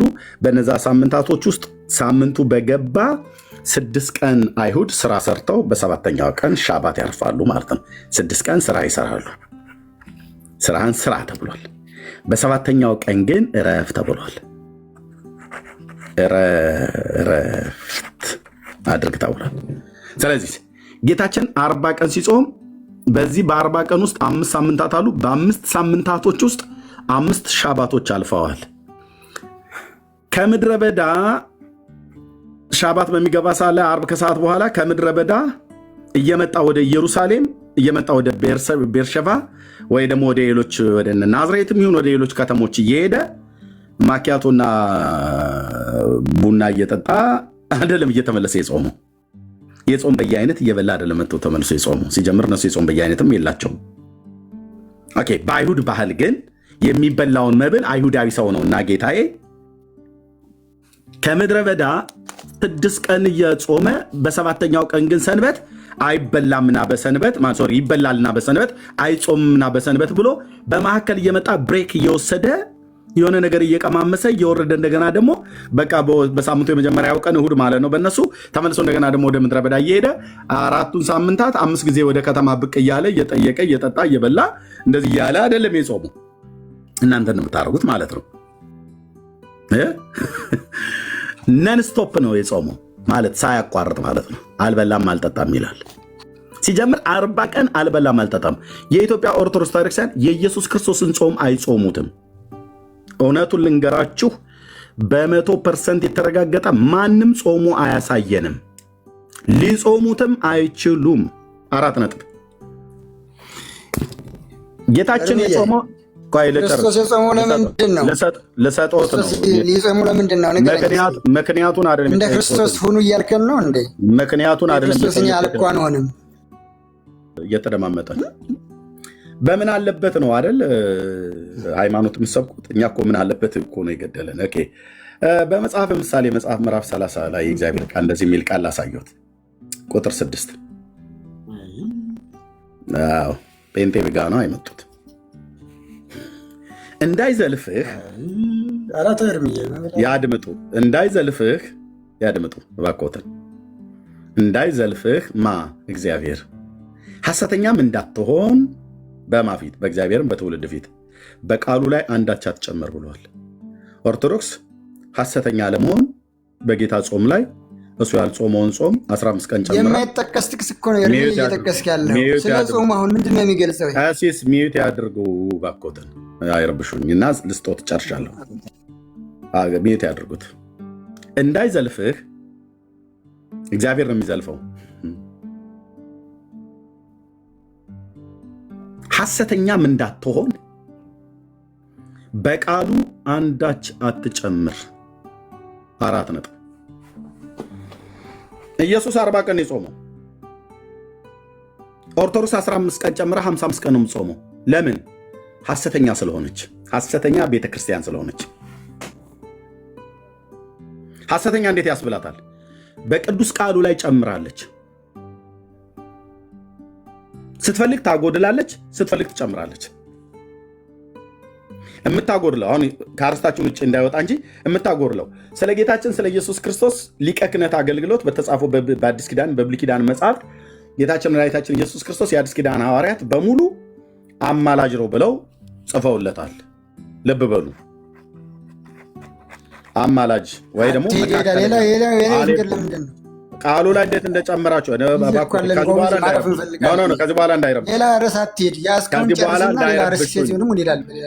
ከዚህ በኋላ እንዳይረብሹኝ ነው የምለው። ችግር ይሄ አይደለ ኤርሚ። በቃ እንግዲህ እንደ ጉጉት አሁን ማግሮም ምንድን ነው እኛ ጎደል ነው ከቃሉ ጨምር ነው የጎደል ነው ምንድን ነው? እሱ እንኳን ሳታስረዳኝ ነው ሌላ ለምን ትሄዳለህ? ይሰሙኛል። ከዚህ በኋላ እንደዚህ እንዳይረብሹኝ የፈለኩትን ተናግሬ ሰጥቶታለሁ። ምሳሌ መስጠት እችላለሁ። ኦኬ ሰባኪ ስለሆንኩ ምሳሌ መስጠት እችላለሁ። ከዚህ በኋላ እንደዚህ የሚያደርጉ ከሆነ ታች ይወርዳሉ። ኦኬ እርሶ ሲያወሩ እኔ ጸጥ ብዬ ነው የሰማሁትኝ። እርሶ ግን እስካሁን ስንት ጊዜ ብሬክ ገቡብኝ እኔ ላይ። እኔም ሰጥቶታለሁ፣ ረጅም ያወራሉ። በኋላ እንደ ጉጉት ወፍ እያጉረመረሙ ማይክ እየከፈቱ ማውራት የለበትም። በቃሉ ላይ ስለመጨመር የምናገረው ጌታችን 40 ቀን የጾመው ከጾሙ አልወጣም። ዛሬ 40 ቀን የጾመው መጽሐፉ 40 ቀን ይላል። ኦርቶዶክስ ግን 55 ቀን ነው የምጾመው። የአቶ ህርቃልን ጾም ጨምራ ሁሉ ማለት ነው። የማናውቀው የሆነ አንድ ጢማም ሰውዬ በታሪክ ውስጥ አለ ብላ አምጥታ ጨምራለች። ማነው ጨምር ያላት ነው። በቃሉ ላይ አንዳች አትጨምር ተብሏልና መጨመሯን ለማሳየት እንደ ምሳሌ የተጠቀምኩትኝ ሐዋርያት ኢየሱስ አማላጅ ነው ብለው አሉ። ኦርቶዶክስ አማላጅ አይደለም ሞተ እንገኛለን አሉ። ሐዋርያቱ እኮ ብለውታል። ቢሉትም እኛ ግን አንለውም አሉ። እሺ ማርያምንስ አማላጅ አይደለችም? ሐዋርያቱ ማርያም አማላጅ ናት።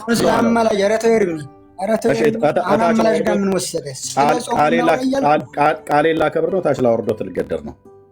በቃሌ ታማኝ እሆናለሁ። እታች ይውረዱ። ምሳሌን የጠቀስኩት ምሳሌ ከጨረስኩ በኋላ ለሌሎች ወንድሞች እሰጣለሁ። በቃሌ ታማኝ መሆን አለብኝ። እርሶን 18 ጊዜ እንደ ውሃ ቅዳ መልስ መክፈት የለብ። ደግሞ ቄስ ናቸው። ልብ በሉ። ዋሽተው ነው የገቡት። ካህን ናቸው፣ ግን ዋሽተው ነው የገቡት። አይደለሁም ብለው ማለት ነው።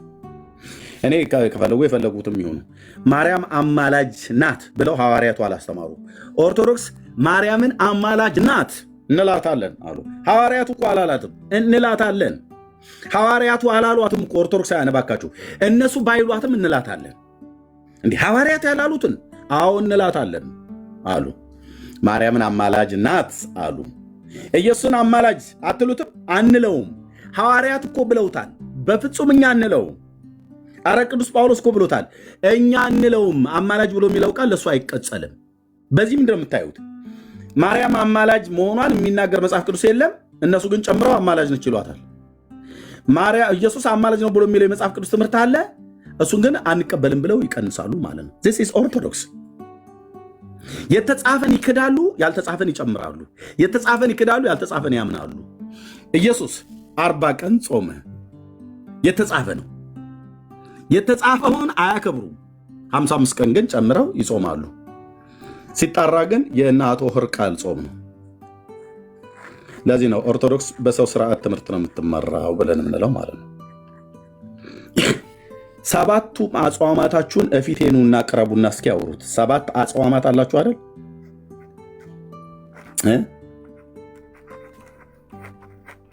7ቱ አጽዋማታችሁ በዜሮ ይባዛል። ኑና ከኔ ጋር አውሩ። ቴንክ ዩ። ይህንን ብዬ ልሰጥዎት ነበረ። እንግዲህ እርሶ ላስቻሎትም 18 ጊዜ ብቅ ጥልቅ እያሉ ሲያስቸግሩኝ ወረዱ ማለት ነው። ዘወረደ እንደተባለ እኔም ደግሞ እንደዚህ አደረኩ ማለት ነው። እሺ ኤርሚ አንዴ ቃል አውራ፣ እኔ ልተኛ ስለሆነ። ኦኬ እሺ። ሰላም ብያለሁ ሁላችሁንም። ሰላም። እንግዲህ ዛሬ እንግዳ ሆና ስለመጣች ሰላም ብያለሁ። ምን ሆነ ነው ወረድከኝ? አልሰማሉኛ።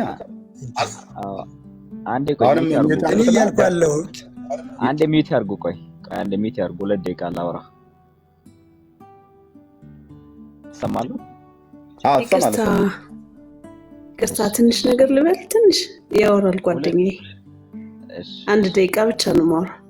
ጋሽ ማነው ማዕዶት ወይም ቄስ ማዕዶት እና ኤርሚ ጥሩ በመደማመጥ ላይ እንትን ያለ ንግግር ነው ያደረጋችሁት። ደስ ይላል እና በዚሁ ቀጥሉ። እሺ ቴንክ ዩ አስቲ። እሺ ሶል ተባረኪ። ያ እኔ 2 ነገር ብቻ ተናግሬ ወርዳለሁ። አንደኛው ቅድም የጠየቀች 1 ሚሊዮን የጠየቀችውን አድሬስ ናት። ለምንድን ነው የራሳችሁ ማትሰብኩት? የሁሉም ጥያቄ ስለሆነ ኦርቶዶክስ የተባለው ሁሉም ይጠይቃል ስለሆነ፣ ሙስሊምም እንደዛው ሃይማኖት ስለራስ ብቻ ነው የሚሰበከው ሚል ኢትዮጵያ ውስጥ የተረጨ መርዝ ትምህርት አለ። ሐሰተኛ ትምህርት ማለት ነው። የለም እንደዛ የሚባል። ይሄ ፖለቲከኞች፣ የመንግስት ሰዎች ሰውና እንዴት ነው በቃ ያው እንትን ነው አብሮ ለማናወር ምናምን በሚባል ነገር ያወሩት ነው። በመቻቻል ስም ወንጌል የማፈን ትምህርት ነው ይሄ። ስለዚህ ወንጌል ሲነገር የማይነካ ሃይማኖት የለም። ነገር ግን እኛ ግን ሐሰትን አንናገርም። ያልተጻፈ አናነብም። ሐሰትን አንናገርም። የማያምኑትን ያምናሉ ብለን አናወራም። ኦኬ። ግንስ የሚያምኑትን ዶክመንትድ የሆነ ኦተንቲኬትድ የሆነ የራሳቸውን ትምህርት ማስረጃ ያለውን ግን በማስረጃ እንሞግታለን። ሐዋርያው ቅዱስ ጳውሎስ ኦኬ ማስረጃ ለማይታወቅ አምላክ ሲሰግዱ አይቶ ይሄንን የማይታወቅ አምላክ ሲሰግዱ አይቻለሁ ብሎ ይሄን አምላክ ማታውቁት ብሎ ነው የነገራቸው እንጂ እናንተ እኮ በጣም የተከበራችሁ የምታውቁት የማይታወቀውን አምላክ እያሞካሽ የለም። በቃ የማይታወቀውና የማይታወቅ ብለን ማርያም ታማልዳለች ብላችሁ ታስተምራላችሁ። ይሄንን ማርያም ታማልዳላችሁ ብላችሁ ታስተምራላችሁ ብለን ነው የምናወራው። ማርያም ሰው ገላለች በታምረ ማርያም ተብሎ ተጽፏል። በመስቀል ወቅታ ገደለች ይላል። ይሄንን በመጽሐፍ የተጻፈው ወቅታ ገላለች ብለን ነው የምናወራው። የሆነ ነገር ሰምቲንግ ልናደርገው አንችልም። አንድ እሱ ነው። ሁለተኛ ህዝባችን ነው። ኦኬ በቃ እኔ ድኛለሁ ከዛ በኋላ ምን አገባን? ህዝቡ ከፈለገ ሲወል ይግባ፣ ከፈለገ ግን ምን አገባን ብለን ምን ተው አይደለም። ኃላፊነት ተሰጥቶናል። ወንጌል ስንቀበል አብሮ ሪስፖንሲቢሊቲ ያለው ወንጌል ኦኬ የሆነ ሃይማኖት ተቀበለን ማንኛበት አይደለም። ይሄንን ስጨርስ ወደ ሁለተኛው ልመለስ፣ ወደ ጾሙ። የቀደሙን የጾመ ነቢያት እንግዲህ ነብይ አንድም ሊያመጡ አልቻሉ፣ ሊያመጡም አይችሉም። ኢየሱስ እንዲወለድ እና ውረድ ተወለድ ብሎ የጾመ አንድ ሐዋርያ አንድ ነብይ የለም። ስለዚህ ኦርቶዶክስ ጾመ ነቢያት ብላ የሰየመችው ስህተት ነው። ሁለተኛ በዚህ ዘመን መጾማ ነው ስህተት የሚያደርገው። በዚህ ዘመን ኢየሱስ ተወልዷል። ከመወለድ አልፎ ሞቶ ስለ ኃጢአታችን ዋጋ ከፍሎ በክብር አሁን በአባቱ ቀኝ አለ። ዳግመኛ እንደውም ሊመጣ አሁን እንግዲህ መምጫው ደረሰ። አሁንም እነሱ ጾመ ነቢያት ብሎ ይጾማሉ። ምንድነው የሚሉት ሲባል ሴንስ የማይሰጥ ነገር ማለት ነው። ማስረጃ የሌለው ትምህርት ማለት ነው። ህዝብን ማድከም፣ የሃይማኖት ቀንበር ላይ የመጫን እንጂ ምንም የተለየ ነገር የለውም። እንደው እሺ ለሰውነት ይጠቅማል ምናምን ሳይንስ ከሆነ በሳይንስ ንገሩና መጽሐፍ ቅዱስ ጋር ታገናኙት፣ ከነቢያት ጋር ታገናኙት። አትዋሹ። ለምሳሌ አድቬንቲስቶች የሆነ ምግብ ይከለክላሉ። ለምን? ለጤና ጥሩ አይደለም። በቃ አለቀ። እንደዛ ከለክሉም ልክ እንደ አድቬንቲስት አለቀ። ለጤና ጥሩ አይደለም ብላችሁ ከልክሉ። ቡዲስቶች ምንድነው? ህንዶች ስጋ አይበሉ። በቃ ይሄ የኛ አምላክ ነው ምናምን ብሎ ስለሚያምኑ በቃ ስጋ አይበሉ። ልክ እንደዛ ከልክሉ እንጂ ከነቢያቱ ጋር አገናኝታችሁ ግን ከጌታችን ከኢየሱስ ጋር አገናኝታችሁ ግን መናገር ሐሰተኛ ትምህርት ነው። ሁለተኛው ወደ 40 ቀን ጾም ስንመጣ፣ ወደ ሁዳዴው ጾም ስንመጣ ሌላኛ የህርቃልን ጾም የንጉስ በመስቀል ጦርነት የተዋጋ ለሱ የተጾመውን እሱ ጾሙን አብሮ ጾሙትን የጌታችን የኢየሱስ ክርስቶስ ጾም ጋር አንድ ጋር ቀላቅሎ መጾም። ሁለተኛ ጌታችን ኢየሱስ ክርስቶስ መጀመሪያ እኔ 40 ቀን ጾም ያለው እናንተ 40 ቀን ጾሙ የሚል ትምህርትም አላስተማረም ሲጀምር። ሁለተኛ አላቆራረጥም። ቅድም በጣም ጥሩ ፖይንት አንስታል ኤርሚ። ኮንቲኒየስሊ ነው የጾመው። እያረፈ መሀል የሆነ ቅዳሜና እሑድ እየበላ አይደለም የጾመው። እነሱ ግን ቅዳሜና እሑድ ይበላሉ። ኦኬ፣ ከዛ ሰኞ ደግሞ መልሶ ይነሳሉ፣ እስከ ዓርብ ይቀጥላሉ። ሰዓቱም ከዚህ እስከዚህ ጾሙ የሚልም ትእዛዝም የለም እንደሱ አይነት ትእዛዝ። ኦርቶዶክስ የሰውን ጨምራ ህማማቱን ለማሰብ ነው ብላ እንደገና ሌላ አንድ ሳምንት ጨምራ 15 አድርጋ 55 አድርጋው የጌታችን ጾም እኛ ጌታን ነው የምንመስለው ኢየሱስን ነው የምንመስለው ብላ ሐሰተኛ ትምህርት። አንደኛ ኢየሱስን የማይመስል ጾም ስትጾም ሁሉ ጊዜ ስጋ መብላት፣ ቅቤ መጠንትን ቅቤ ያለው ነገር ወይ ደግሞ ወተት ተዋጽኦችን መጠቀም እንደ ኃጢአት እንደ ርኩሰት ቄድር የሚያስጠምቅ አድርጋ የሰራቸው ኦርቶዶክስ። ሐዋርያቱ አላስተማሩ። ኦኬ፣ ነቢያቱ አላስተማሩ። እነ ዳንኤል የሚጠቀሰው ዳዊት ነው የሚጠቀሰው። እግዚአብሔር ዳዊትን ቅቤ አትብላ የሚል ትእዛዝ አልሰጠው። የለም፣ ራሱ ነው የከለከለው። ዳንኤልም እና ህፃናቱ ማለት ወጣቶቹ እነ ሚሳኤልም እና አብድናጎ ለጣዖት የተሰዋ ስጋ አንበላም፣ ጥራጥሬ ስጡን፣ እስቲ ወዛችን ከነሱ ይነስ። ውርርድ ነው በቃ እንጂ እንጹም በቃ ከዚህ በኋላ ቅቤና ስጋ ነገር አንበላም፣ ስጋ አንበላም የሚል ትምህርት አይደለም። ሁለተኛ ምክንያት የላቸውም ኦርቶዶክሶች ለመጾም። በየአመቱ የሚደገም እንደ ጌታ በከንቱ አትድገሙ ብሏል። እንግዲህ ጸሎትም ምንም ነገር ኦኬ። እነሱ የዛሬ አመት አሁን ጾመዋል፣ ስጋ በልተው ጀመሩ፣ ስጋ በልተው ፈቱ። አሁንም አመቱ ይመጣል፣ ስጋ በልተው ይጀምራሉ የመያዣ፣ ከዛ ስጋ በመብላት ይጠናቀቃል። ኦኬ፣ ምክንያት የለውም፣ ኮዝ የለውም። አስቴር ለምሳሌ ብንወስድ ኤግዛምፕል፣ እና አስቴር ሲጾሙ፣ እነ ነነዌ ሲጾሙ፣ ጌታችን ኢየሱስ ክርስቶስ ሲጾም ምክንያት አላቸው። ጌታችን ኢየሱስ ክርስቶስ ለአገልግሎት ኦኬ ከተጠመቀ በኋላ ለአገልግሎት የሚወጣበት፣ ስለዚህ በመንፈስ ቅዱስ ኃይል ኦኬ አገልግሎቱን የሚጀምርበትን መንገድ ነው እያስኬደ ነበር ወይ ደግሞ የጾመው። ኦኬ ምክንያት አለው። ሲወጣ ሰይጣንን ድል አድርጎ ኦኬ አሸንፎ ከዛ በኋላ እያሸነፈ ቀጠለ ማለት ነው። አስቴርን ብንወስድ ከመጣባቸው የአይሁድ ሞት ለማምለጥ ምክንያት አላቸው። በአይሁድ በ120 ሀገር ሊገደል ያሉ አይሁዶች እነሱ ለማስመለጥ እግዚአብሔር ያድናቸው ዘንድ ወደ እግዚአብሔር የሚጾሙ። ከዛስ ውጤቱ እግዚአብሔር ሰማቸው፣ ከሞት አመለጡ። ሐማ ተሰቀለ፣ አይሁዳውያን ነፃ ወጡ፣ ከሞት አመለጡ። ስለዚህ there is a cause and result ማለት ነው። ኮዝ አለ፣ ምክንያት አለ፣ ከዛ ውጤት አለው። የኦርቶዶክስ ጾም ስጋ በመብላት ውስኪ በመጠጣት ወይም በመጠጣት ይጀመራል። ጠላ በመጠጣት ጠላና አረቄ ጾም የለውም። ባይዘው እንድታውቁ በኦርቶዶክስ ወተት ነው ጾም ያለው ወይ ደግሞ ስጋ ነው ጾም ያለው። ጫት ጾም የለውም ቅጠል ስለሆነ። ወተት ደግሞ ወይ እንቁላል ደግሞ ፕሮቲን እና የሆነ ነገር ስላለው እሱ እንትን ነው። ስለዚህ ስጋ በመብላት ጀምሮ በስጋ በመብላት የሚጠናቀቅ ጾም እንደ አይነት ጾምም የጾመ ሐዋርያት እስቲ ሐዋርያት 40 ቀን የጾሙበት ሊያሳዩን ይችላል። ሁዳዴን የጾሙበት እስቲ 40 ቀን የሚያሳየን አለ? ከመጽሐፍ ቅዱስ አሳዩ።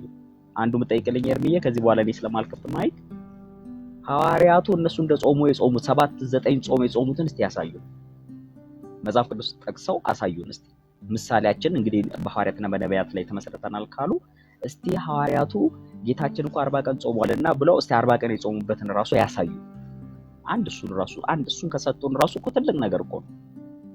ስለዚህ ኦርቶዶክስ በማን አለብኝነት ራሷ እንደፈለገች ስልጣን አለኝ ስልጣነ ጴጥሮስ አለኝ የሚል አጉል ትምክህት ወይ ደግሞ ምንም የማይገናኝ ጥቅስ ጠቅሶ ለራሳቸው ህዝብ ላይ ሸክም ከመጫን ውጭ ጾም እንደሚጠቅም አውቀው ምክንያት ኖሮ ቅዱሳን ቤተክርስቲያን በሪዝን ጾመው ከእግዚአብሔር ዘንድ መልስ የሚቀበሉበት ከእግዚአብሔር ፊት ራሳችንን የምናቀርብበት ስጋችንን በማድከም ለመንፈሳችንና ለነፍሳችን ኃይልና ብርታትን በእግዚአብሔር ቃልና በጸሎት ባይዘው እንደምታውቁት ነው። ብዙዎች የሚጾሙት ጥቂቶች ናቸው፣ ግን ምግብ ራሱ የማይበሉት አብዛኛው ምግብ ይበላል። የሚጾመው ምንድነው ሲባል ወተትና ቅቤ አይበላም። ቁርሱን ይበላል፣ ምኑን ይበላል። የተወሰነው ነው ራሱ እስከ 9 ሰዓት ሄዶ ቅዳሴ ያስቀድሶ ምናምን እንደኛ ወጨጌ የነበረ ምናምን። አብዛኛው ግን ጾመኛን የሚለው ምንድነው ስጋ እናንተን የማይበላው ሰው ስለማያየው ምናምን አይበላም። ስለዚህ ሐዋርያቱ ከጾሙ ያሳዩ ለማለት ነው። ጨርሻለሁ። ተባረኩ። ቴንክ ዩ ሶል። እሺ ሌላ ቀድም ኤልሳቤጥ ልትናገር ፈልጋ ነበር። ከዛ ወደ ማዶት እንሄዳለን። ብዙ ሰው ስላለ እዛም እድል ሰጣለን። ኤልሳቤጥ ኤልሲ አለሽ? እሺ ኦኬ። እሺ ማዶት የሚሉት አሉ? እሺ ሩዬ ሶልንም ሰማሁት። አንዳንዴ የማይከሰስበትን መክሰስም ትንሽ ደስ አይልም። እንግዲህ ሪዝኔብል የሆነ ነው ቤተክርስቲያናችን የምታጸው ምን መጽሐፍ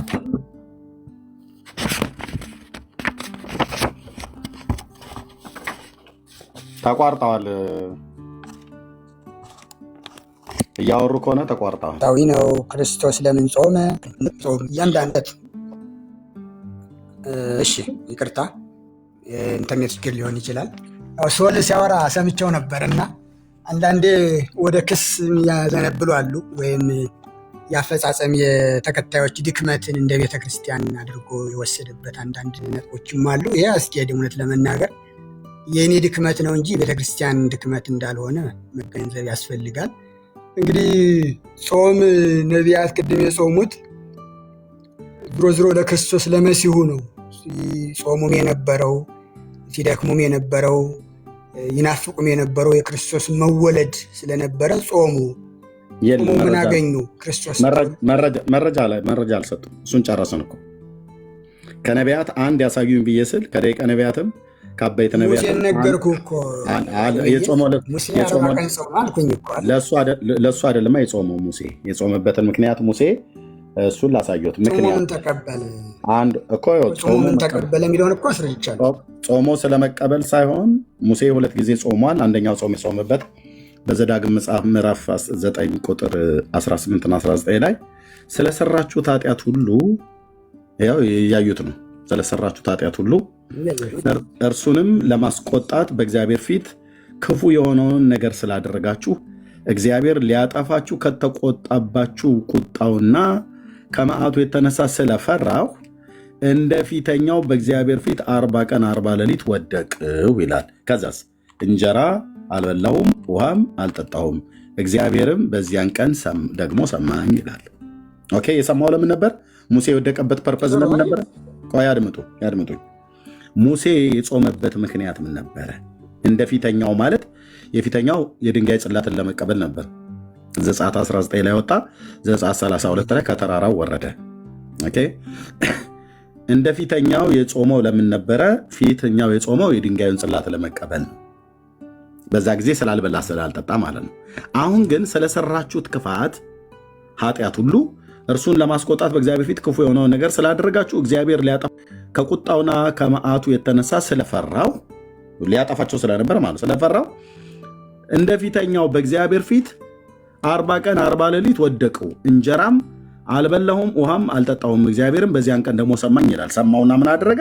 ህዝቡን አልቀሰፈም ማለት ነው። ይኸው በዛን ቀን ስለ አሮንም ስለ ወንድምየውም ጭምር እግዚአብሔርም አሮንን ሊያጠፋው እጅግ ተቆጣው፣ ስለ አሮንም ደግሞ በዚያን ቀን ጸለዩ ይላል። በዚያው ቀን ማለት ነው።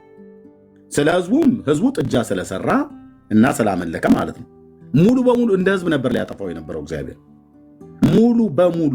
አንተ ለሌላ ህዝብ አረጋለሁ፣ ይሄ ህዝብ አንገተ ደንዳና ነውና ብሎ ማለት ዘጸአት 32 ላይ ሙሉ በሙሉ ነው ሊያጠፋው የፈለገው የነበረው። እና በዚያን ቀን ታዲያ ምንድን ነው ያለው? ዘዳግም ዘጸአት መጽሐፍ ምዕራፍ 32 ኦኬ። ታናክ ላይ ብታወሩ ጥሩ ነበረ ማለት ማውራት የሚችል ሰው ካለ ማለት ነው። እሺ ይኸው ምን አለው ይላል ቁጥር 7 ላይ እግዚአብሔርም ሙሴን ከግብፅ ምድር ያወጣው ሕዝብ ኃጢአት ሰርተዋልና ሂድ ውረድ አለው። ከየት? ከተራራው ላይ ማለት ነው። ካዘዝኳቸው መንገድ ፈጥነው ፈቀቅ አሉ። ቀልጦም የተሰራው የጥጃን ምስል ለራሳቸው አደረጉ፣ ሰገዱለትም ሰውለትም። እስራኤል ሆይ እነዚህ ከግብፅ ምድር ያወጡ አማልክት ናቸው አሉ ሲል ተናገረው። እግዚአብሔርም ሙሴን ይህንን ሕዝብ አየሁት፣ እነሆ አንገተ ደንዳና ነው። አሁንም ቁጣዬ እንዲቃጠልባቸው እንዳጠፋቸውም ተወኝ፣ አንተንም ለታላቅ ሕዝብ አደርግሃለሁ አለው እና ከዚያስ ሙሴም በእግዚአብሔር በአምላኩ ፊት ጸለየ ይላል። እዚህ ጋር ሲጸልይ ጾም ጸሎት ሁሉ ይዞ ነው የጸለየው። ዘዳግም 9 ቅድም ያወራሁት ቁጥር 18 19 ማለት ነው። እና ጸለየ፣ አቤቱ ቁጣህ በኃይልና በታላቅ ኃይልና በጽኑ እጅ ከግብፅ ምድር ባወጣው በሕዝብ ላይ ስለምን ተቃጠለ? ግብፃውያን በተራራ መካከል ሊገላቸው ከምድር ፊት ሊያጠፋቸው ለክፋት አወጣቸው ብለው ስለምን ይናገራሉ? ከመዓት ተመለስ፣ ለሕዝብን በክፋታቸው ላይ ራራ። ዘራችሁንም እንደ ሰማይ ከዋክብት አበዛለሁ፣ ይህንንም የተናገርኩን ምድር ለዘራችሁ ሰጣለሁ፣ ለዘላለም ይወርሷታል ብለህ በራሴ የማለላቸው ባሪያዎችን አብርሃምና ይስሐቅን የእስራኤልንም ያዕቆብ ማለት ነው እስራኤልንም አስብ። እግዚአብሔርም በሕዝቡ ላይ ሲያደርገው ስለነበረው ክፋት ስላሰበው ነገር ክፋትን ራራ ይላል፣ አላደረገውም ማለት ነው። ልክ እንደዛ አድርጌ በዘዳግም መጽሐፍ ምዕራፍ 9 ቅድም ያነበብኩት ቁጥር 18 እና 19 ላይ ስለ ክፋታችሁ እግዚአብሔር ሊያደርግባችሁ ስለነበረው ነገር እህል ያልበላሁት ውሃ ያልጠጣሁትኝ ለዛ ነው ይላል።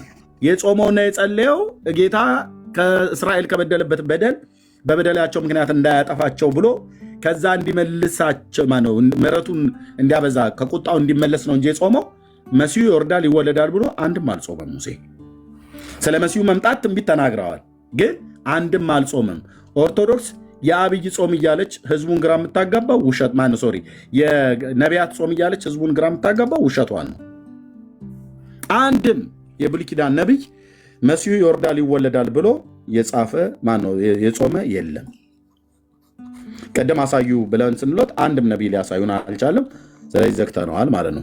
ኢየሱስ ክርስቶስ ጾም ጋር መተናል። ኢየሱስ 40 ቀን ጾመ። ያው ሙሴ 40 ቀን ጾመ። ኤልያስ 40 ቀን ጾመ። ኢየሱስ 40 ቀን ጾመ። ኦርቶዶክስ 55 ቀን እጾማለሁ ትላለች። 15 ተጨማሪ ማለት ነው። ያድምጡ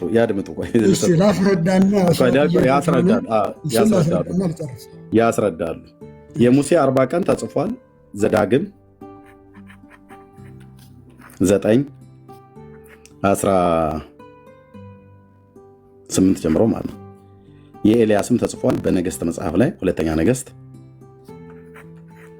የጌታችንም ማቴዎስ ወንጌል መጽሐፍ ላይ ተጽፏል። የኦርቶዶክስ ግን እሳቸው ሊመልሱ ነው። ስሙ እሺ።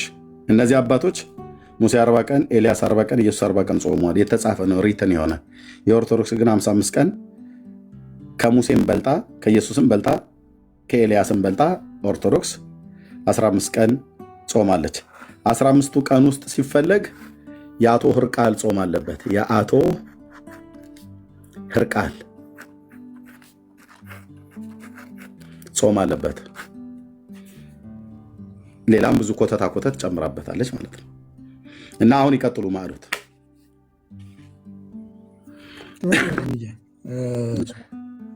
በመጀመሪያ እነ ሶል ያነሳቸውን አንዳንዴ ትክክል እንዳልሆነ መቼም መክሰስ ቀላል ስለሆነ ብዬ ነው። አንዳንዴ የማይደረገውንም አድርጎ መናገርም ጥሩ ስለማልሆን ክርስቶስ የጾመው 40 ቀን ነው ብለናል። ይህ ምንም ያጣላን ነገር የለም። ይህን እኔ ስለ ጾም ጹሙ አላለም አይባልም። ክርስቶስ ያደረገው ለእኛ እያንዳንዳችን ለጥቅም ነው። ለጥቅም የተደረጉ ነገሮችን የክርስቶስ ተከታይ እስከሆነ ድረስ እናደርጋለን። ይህ በኦርቶዶክሳውያን እምነት ያለ ነው። አባቶቻችን ቆይ ማዶ ትእዛዝ ሰጥቷል። ኢየሱስ ጾሙ ብሏል 40 ቀን ቀን ለምን ይነግርሃል? ጾሙ አላለም እንዴ ክርስቶስ? እኮ ጾሙ አለ እንጂ 40 ቀን ጾሙ አለ እኔ እንደጾምኩት።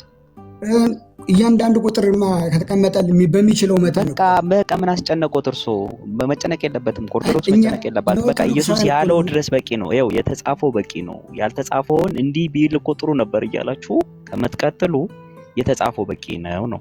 ሁለተኛ ግን በዛው አያይዞ ሐዋርያቱ 40 ቀን ጌታችን እንደዚህ ጾሟና እኛ ስንጾም እንዴ እኛ ስንጾም ብሎ 40 ቀን ጾመዋል። ክርስቶስ እኮ አምላክ ነው። የኔ ጌታ ከክርስቶስ ከአምላክ ጋር ልተኛ ወደ ክርክር እንዳይሆን እኔ ማስረዳት ያለብኝ አይሄድም። አንድ ሁለተኛ ስለሆነ ከዛ እርሶ ይቀጥላሉ። አስቱ ሁለተኛ ስለሆነ መቀጠል ትችላለሽ። ጥሩ ውይይት ነው እያደረጋችሁ ያላችሁት። ጋሽ ማዕዶት ወይም ቄስ ማዕዶት እኔ እርሚ ያሉትን ከሰሙና ቀጥተኛ መልስ መስጠት ከፈለጉ እውነት ነው ጌታ 40 ቀን የጾመው ምሳሌ አድርገን እኛ 50 ቀን 60 ቀን 100 ቀን ብንጾም ችግር የለም። ግን እንደ ተጻፈው እንደ ቃሉ ነው ወይ የምንኖረው ነው እያሉ ያሉት እና ለዚህ መልስ ቀጥታ አይ እንደ ተጻፈው አይደለም ግን ያንተ ምሳሌ ተወስደን ነው እያረግን ያለነው ከሆነ ክርክሩ ያልቃል። ከዛ ደግሞ ቀጥሎ ከቃሉ አትለፍ ይላል አይደለ? ከተጻፈው አትለፍ ስለሚል እንደ እግዚአብሔር ቃል ነገሮችን የምናደርጋቸው ከሆነ ለህይወታችን መለወጥ ይረዳናል። ሁላችንም ክርስቶስን ለመምሰል ነው። ክርስቶስ 40 ቀን ሳይበላና ሳይጠጣ የጾመው ፍጹም ሰው ፍጹም አምላክ ነበር። መቼም ሰው የሆነው ክርስቶስ ነው የጾመው፣ በዲያብሎስም የተፈተነው በጾም ሰዓት። ስለዚህ እኔን ምሰሉ ያለው ይሄንንም ጭምር ነው። ካደረግነው እና የእውነት እሱን ለመምሰል ከሆነ የምንሄደው በዛ ኤክሰለንስ ልክ መሄድ አለብን። ወይ ካልሆነ ደግሞ ምሳሌውን ወስደን ቀን ሳንገድብ 365ቱንም ቀን ወደ ፈተና እንዳትገቡ ትጉና ጸልዩ ስለተባልን ጾምን የህይወታችን ላይፍ ስታይል አድርገን የምንቀጥለው እንጂ በቀኖች ገድበን የሆነ ፍሬም ሰርተንለት መጽሐፍ ቅዱስ ባላለን ልክ ማድረጉ ትክክል ነው ወይ ነው እኔ እርሚ ጥያቄ እንደገባኝና ትክክል ነው ብለው ያስባሉ። እቺን ብቻ ነው ወይ አይደለም ቢሉኝ ከዛ በተኛ ደስ ይለኛል። እሺ እስቲ እግዚአብሔር ያክብርልኝ። እሺ እግዚአብሔር ያክብርልኝ። ትክክል ነው የምለው። ክርስቶስ ታምራት አደረገ ከእኔም በላይ ታደርጋላችሁ ሲል ከክርስቶስ ከአምላክነቱ በላይ ይሰማላል። ይቅርታ ይሰማል ማለት ይሰማል። ከእኔም በላይ ታደርጋላችሁ ሲል የእሱ ያመኑት ከእሱም በላይ እንደሚያደርጉ ነው ማለት። ክርስቶስ የቆየው 33 ዓመት ከ3 ወር ነው። ከእኔ በላይ ትቆያላችሁ ማለቱ ግን እስከ 50 ዓመት ብትቆዩ ከእኔም በላይ ታምራት ትሰራላችሁ ሲላቸው እንጂ በአምላክነቱ ይበልጡኛል ማለቱ አይደለም። ጾምም ቢሆን ክርስቶስ 40 ቀን ጾመልን። ለምንድን ነው? ምሳሌ አለው። ያለ ምሳሌ ክርስቶስ አልጾመውም። ያለ ምሳሌ ያልጾመውን ጾም 40 ቀኑ እንዳለ ነው። ግን ተጨማሪ ትሩፋት ወይም ይሄ ጸጋ እንዲጨመርልን ለምሳሌ የመጨረሻው ሳምንት ሕማማት ነው ብለናል። ሕማማትን ትንሣኤን ዝም ብለን ከምናከብር ሕማማቱን የምናስብበት ተጨማሪ ቀናት ይጨመሩ ብለው አባቶቻችን የቤተ ክርስቲያን ሊቃውንት ደንግገውልን ስርዓት ቀንና ሰርተው እንኳን ጾም ስግደት ተጨምሮበት የዛን ጊዜ በዘወትር የማይደረጉ ነገሮች ለምሳሌ ቅዳሴ አይቀደስም፣ ሌላም አይደረግም። በዓላት እንኳ ቢኖሩ ስግደት ይሰግዳል ሁልጊዜም ማለት ነው። እስከ ዓርብ 12 ሰዓት ወይም 1 ሰዓት ድረስ ያለው ተጨምሮ ነው። ጾም ስለሆነ ከመብላት መጾም ይሻላል እንጂ መብላት ይሻላል ወይ? እንደ ነውር ይታያል ወይ? ይህ ደግሞ የቤተክርስቲያን የራሷ ሕግ ስለሆነ ወይም ቀኖና ስለሆነ ያስነቅፋታል ወይ? ከቤተክርስቲያን ከቃል ጨመረሽ ይባላል ወይ? ለምሳሌ ቅድም ያነሳሁት ምሳሌ ነው። ከኔ በላይ ትጨምራላችሁ ወይም ከኔ በላይ ታምራት ታደርጋላችሁ ሲል ክርስቶስ ከዚያ በላይ ብናደርግስ ክርስቶስ የሰጠን ይሄን ነው። ለምሳሌ ጾሙ አለ በማቴዎስ 6 ጾሙ ስትጾም እንዲህ እንዲያርግ አለ። ግን ከምን የሚለውን ደግሞ አባቶቻችን ነው የሰሩልን። እሱ ጾሙ ብሎ በደፈናው አስተማረ። አድርጉ ትእዛዝ ከተላለፈ በኋላ እንዴት የሚለውን መተርጎም የሚችሉት ደግሞ ተማሪዎቹ ናቸው። ቀኖናው የሚሰሩት የእሱ ተከታዮች ናቸው። ቤተክርስቲያን ብትጾም ባትጾምም ፈቃዷ የእሱ ነው። ዓመቱን ሙሉ የሚጾሙ እኮ አባቶቻችን አሉ በገዳም ዓመቱን ሙሉ ከባለ 50 ውጭ ባለ 50 የትንሣኤ እስከ ጰራቅሊጦስ ወይም እስከ 50ው ቀን ያለው እሱ በትንሣኤ ዓርብና ሮብ የማይባላባቸው ናቸው በቤተ ክርስቲያን ስርዓት። ለምን? ከትንሣኤ በኋላ ድካም የለም፣ መስገድ የለም፣ መጾም የለም። ምክንያቱም ያኔ የመንግስት ሰማያት ወይም የኋለኛው ከምጽአት በኋላ ያለው ስለሚታሰብ አንጾምባቸውም። የዛን ጊዜ እየተገደበውም ለዛ ነው። ከፋሲካ በኋላ ጾም ስለሌለ ዓመቱን ሙሉ አባቶቻችን ይጾማሉ። እኛስ እንደ አቅማችን ጸጋ ወይም እድገት ስለሆነ በጸጋው እያደግን ስለምንሄድ እንደ አቅሙ ነው። የ3 ቀን አለኝ ነው የጾም አባታችን ምንድነው ማዕዶት ማለት ከጌታ ቀደም የጠቀሱት ዮሐንስ ወንጌል ምዕራፍ 14 ከኔ በላይ ታረጋላችሁ ያለው ከጌታ የተሻለ ተአምር የሚያደርግ ሰው አለ ማለቱ ነው ወይስ ከእንደገና ደግሞ ጾም 55 ቀን ያደረጋችሁት ከኢየሱስ የተሻለ መጾማችሁ ነው? በዛ ጥቅስ መሰረት ታካችሁ አይደለም። እና ለምን የጠቀሱት ማይሆን ጥቅስን የጠቀሱት በጣም አጉል ማያስኬድ ጥቅስን የጠቀሱት እና አብሮ ያልኩት የክርስቶስን ዮሐንስ 14 ነው። አንተ ተቀንተኛ ያነሳው እኩት ከኔም በላይ ታደርጋላችሁ ሲላቸው አልኩኝ እኮ ተናግሬያለሁ። እድሜያችሁ 70-80 ቢሆን ብዙ በቁጥር ለምሳሌ ሊሆን ይችላል እንጂ በአምላክነቱ የሰራውን ስራ ሊሆን አይችልም። ምራቅን ተፍ ብሎ አይን ከልሙጥ ግንባር እንደሰራ ወይም ውሩን እንዳበራለት ሊያደርጉ ይችላሉ፣ ያ በአምላክነቱ ስለሰራው። ግን እድሜያቸው ረዘመ፣ ለምሳሌ ክርስቶስ ካረገ በኋላ ከኔም በላይ ታደርጋላችሁ ሲል በአምላክነቱ እኩል ይሆናሉ ወይም ይበልጡታል ማለት ሳይሆን ነው ያልኩት። አስረግጬን የተናገርኩት እሱ ከዛ ጋር ማይገናኝ ነው። ያለሁት ክርስቶስ ጾሙ ላይ ያመጡት ይኸው ቆዩና ጾሙ ላይ ያመጣው 55 ቀነኛም የተሻለ ብንጾም ብለው ከኢየሱስ የተሻለ ጾም እንደ ጾም ምንም የሚያጎዳው ነገር የለም እኮ ነው እያልኩ ያለሁት። ስህተት ነው ሲጀመር ነው። አይ ስህተት ነው። ስህተት ምንድን ነው የሚሆነው? እሺ ከኢየሱስ በላይ ልትጾሙ አትችሉ። የኢየሱስን እንኳን 40 ቀንና 40 ሌሊት መጾም አትችሉ። 15 ቀን ብንተው 40ውን ብንጾም ትቀበሉናላችሁ? አሁንም እኮ ችግር እኮ ነው። 40ውን አይጾም እያላችሁ እኮ በዜሮ ታባዙ። ቆይ እሺ፣ እሱን አስረዳሁት።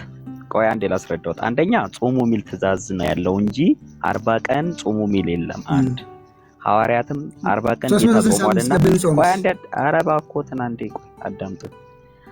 ሐዋርያቱም 40 ቀን ጌታችን ጾሟልና 40 ቀን ሲጾም ጴጥሮስን ዮሐንስን ሊያመጡ አይችሉም። በርተሎሜዎስን ሊያመጡ አይችሉም። ፊልጶስን ሊያመጡ አይችሉም። የለም። ኦኬ። ስለዚህ በመሰለኝና በደሳለኝ የሚሰራ ነገር የለም። ቁጥርና የምትፈልገው እርሶ ቁጥርና እያወራለ የእርሶ ቤተክርስቲያን 40 ቀን ብሎ እርሶ እየፈለጉ ነው ከኢየሱስ ጋር ለመመሳሰል እየፈለጉ ስለሆነ ቁጥሩን ይተውትና ጾም ግን በምክንያት ይጾማል። ልክ ጌታ በምክንያት እንደጾመው ከዛ ውጤት እንዳለው እና አስቴር እነ ነነዌ እያንዳንዱ እነ ዳንኤል ሁሉም ሪዝን አላቸው። ዳዊት ኤቭሪዋን ጾም የተባለ ሙሴ ቢባለው ቀደም ኤርሚያ ነበረ ነበር። ሪዝን አለ፣ ውጤት አለ። ከዛ እግዚአብሔር ካመጣው ማት ሲከለከል ታያላችሁ። ጌታችን በመንፈስ ቅዱስ ኃይል ጠላት ዲያብሎስን ድል ሲነሳ ያዩታል። እናንተ ምክንያት የላችሁም። በየአመቱ የሚደገም ነው። በየአመቱ ይደገማል። በምን አወቅ? ድግግሞሽ ዘመዶቼ በቃ ልተኛ 1 ደቂቃ ብቻ ልናገር። ጋሽ ማዶት እርሶ ቢቀበሉ ጥሩ ነው። ሶልዬ ደግሞ በቃ በልካቸው ንገራቸው፣ በልዩነት ተስማሙ። ሰላም እደሩ። በጣም ነው የምወዳችሁ። በጣም ድንቅ ነው። በዚህ መሀል ብዙ እውቀት ይተላለፋል እና እግዚአብሔር ይስጣችሁ። እስከ 7 ስላስመሻችሁኝ ደህና ደሩልኝ። ቻው። እሺ ጋሽ ማዶት ተስማሙ። እሺ ሰላም ደሪ። ቴንኪዩ። አትጥፊ ኤርሚዬ። ቻው። ወዳለው ካጠፋው ይቅርታ። እኔም እንደዚሁ አስተያ አላጠፋሽም። ተባረኪ። መልካም ለልጅነት። አሜን። እሺ እሺ። ባይ። ኦኬ። እሺ እንግዳ መጥቷል ይመስለኛል። ማዶ አሁን እንግዳ መጥቷል። አይ ቲንክ እንዳ ኔሉታ ኖ አይ እንዳየን የሚባለው ኦርቶዶክሳዊ ወንድም ነው። ምናልባት ሊያግዞት ይመስለኛል። ሰላም ናችሁ እያለ ሰላምታ እየሰጠ ነበር ከስሮት ያለው። እሺ እንዳየ ቀጥል። እሺ እንዴት አመሻችሁ? እግዚአብሔር ይመስገን። ሰላም አመሻችሁ። ሰላም ክርስቶስ ለሁላችን ይሁን። እንዴት ናችሁ? ሰላም ለዚህ ቤት። ደህና ነን እግዚአብሔር ይመስገን። ከየት ቤተ እምነት ነው ወንድማችን? መምህር ማይዶት ቃለ ሕይወት ያሰማልን፣ በእድሜ በጸጋ ይጠብቅልን። በእውነት ግን አንድ ነገር ልናገር ነው የገባው እኔ። ግን ቢሆንም አንድ እምነት ሲኖር ቤተ እምነትን አልነገርከንም። ያው አርማያ ያሳያል እኮ ኦርቶዶክስ ነኝ። ለሚሰሙ ሰዎች ብዙ በአርማው አይደለም። አርማው በባለፈው አርሲ ውስጥ ስላለቁ ወገኖች ብዙ የወንጌል አማኞች ኢቨን ሙስሊሞች ሁሉ ጭምር ሎጎውን ለጥፈውታልና መናገሩ ጥሩ ነው። የት ቤተ እምነት እንደሆን ለማወቅ ነው። እሺ ቴንኪው ወንድማችን ቀጥል። እሺ እኔ ኦርቶዶክስ ተዋህዶ አማኝ ነኝ። እሺ ከእሳቸው በላይ ልናገር ሆኜ አይደለም። የእሳቸው አስተምሮት በኢትዮጵያ ኦርቶዶክስ መምህር እንደሆኑ የመጽሐፍት መምህር እንደሆኑ እረዳለሁኝ። እኔ በዛ መካከል እኔ ምንም አይደለሁም። ግን የእሳቸው አስተምሮ ለኦርቶዶክስ ነው እንጂ ለአማንያን ምንም እንትን ልትቀበሉ ስላልቻላችሁ ብዬ ነው። አንድ እምነት ሲሆን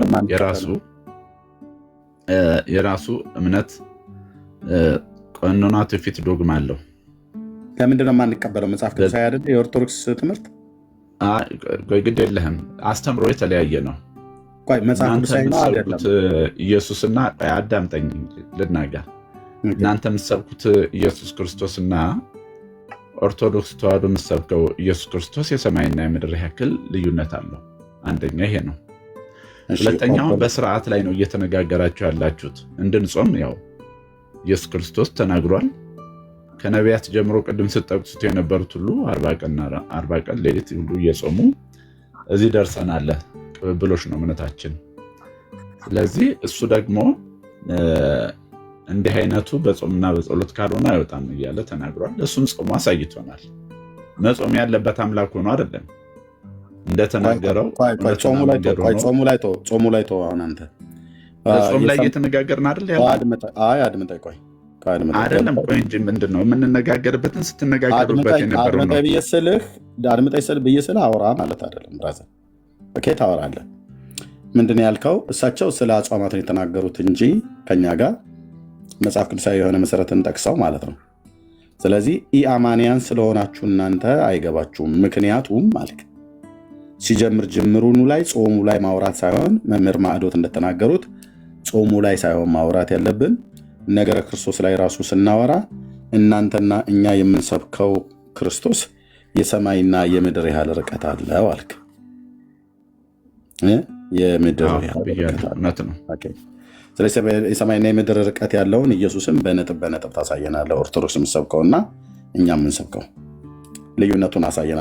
አንተ አጽዋሙ ላይ አይደለም መናገር ያለብን። ምክንያቱም ዋናው ላይ ራሱ የሰማይና የምድር ርቀት አለው ማለት ይሄ ማለት ምን ማለት ነው? ሁለት አይነት ኢየሱስ ነው የምንሰብከው እያልክ ነው ይመስለኛል፣ ባልሳሳት። አዎ። ስለዚህ የኦርቶዶክስ ስሙን በመጥራት ብቻ መክበር የለም እኮ እውነት ሲጠሩት መክበር የለም። አንተ ነው የምታወራው ወንድሜ። እንዲህ የኦርቶዶክሱን ኢየሱስ በነጥብ ንገረን። 3 ነጥቦችን ከፈለክ ንገረን፣ 4 5 ነጥብም ከፈለክ ንገረን። የእኛን ደግሞ የወንጌላውያኑን ተነግረናል። እዚህ ጋር የኦርቶዶክሱን የምትሰብከውን የሰማይና የምድሩ እሱን ያህል የኦርቶዶክሱን ንገረን በነጥብ። እናንተ የምትሰብኩት ኢየሱስ እና እኛ የምንሰብከው ኢየሱስ ቢያንስ 5። ከዛ የወንጌላውያኑ እኛ ደግሞ የምንሰብከውን ኢየሱስን ትነግረናለን። በቃ ልዩነቱን ካሳየህን ራሱ አንድ ፈውስ አደረክ ማለት ነው። እዚህ ላለ 900 ከበስተኋላ ወደ ስንት ሺህ ህዝብ እየሰማ ስለሆነ ማለት ነው። ይሄንን ንገረን ኢየሱስን ማለት ነው። የእናንተና የእኛ ብለሃል። ኢየሱስ የሰማይና የምድር ርቀት ነው ያለው ብለኸኛል። በላሁን ንገረን፣ የእናንተን ንገረን። ከዛ ደግሞ የእኛን ስትነግረን ልዩነቱ ፍንትው ብሎ ለህዝብ ይታያል። ጋሄድ እየጻፍኩ ነው። የእናንተ ምንድን ነው ብላችሁ የምትሉት ኢየሱስ ማን ነው? ምን ብዬ ልንገርህ? ታውቀዋለህ እኮ አላውቀውም። ታውቀዋለህ የሚባል ሰፊ ነው። አንተ የምታውቀው ልዩነቱ 5 ነጥቦች የኦርቶዶክስ ኢየሱስ የምትሰብከው 5 ነጥቦችን ይኸው የኛ ኢየሱስ ክርስቶስ የምንሰብከው ይኸው በዚህ ስትለኝ እጽፋለሁ። አሁን እንኳን ስለ ኢየሱስ ክርስቶስ ላስተምርህ አይደለም እኮ የመጣው። ብራዘርዬ ወንድሜ የመጣው ተናገር እውነቱን የሚባል ፔጅ ላይ ነው። አንተ የምትለው ልንገርህ፣ ስለኛ ሰፊ ነው ከጥንት ጀምሮ። የእናንተን ንገረኝና ከዛ የእኛንም ተነግራለህ። የሁለታችንንም ልዩነት አመላክተህ ያንተ ልንገርህ። ከኛ ዛሬ ልትማር አይደለም አንተ። ያንተ ልንገርህ። እሺ ንገረን ጋይድ። ያንተ ራሱ ኢየሱስ ክርስቶስን ፍጡር አድርጋችሁ ነው የምታስቡት። አማላይ ትሉታላችሁ። አንድ ፍጡር አማላይ ስለምንለው ማለት ነው። ታዲያ ኦኬ እሺ፣ ሁለት ሀፍት ነው የኛ የጴንጤዎቹ ኢየሱስ አንደኛው ትልቁ ዋናው በቃ አማላጅ ነው። ሌላው ብዙ አለ። ነገረኝ አምስት ነጥቦች ነገረኝ። አምስት ነጥቦች ፍጡር ብለህ ትሉታላችሁ፣ አማላጅ ስለምትሉት ፍጡር ትላላችሁ ብለናል። ጥሩ ነው። ይሄ አየህ፣ እዚህ ያለ ጴንጤ እያንዳንዱ ተስፋ ቆርጦ ይወጣል ወይ አምኖ ወደ ኦርቶዶክስ ይመለሳል ማለት ነው። በለው ቀጥል፣ እኔም ጨምሮ ማለት ነው። ሌላ ምን እንለዋለን? ሀፍት ነው ጥምቀቱን እሱም ትክዳላችሁ። ስለ ኢየሱስ ክርስቶስ ጥምቀት ትክዳላችሁ። ራሱ ኢየሱስ መጠመቁን ነው ትጥሱታላችሁ። ለምሳሌ ማርቆስ 16:16 ያለውን ሁሉ ትጥላላችሁ፣ ትሽራላችሁ። ኦኬ ማርቆስ 16:16 ትሽራላችሁ። ኦኬ ቴንክ ዩ። ያስገባችሁ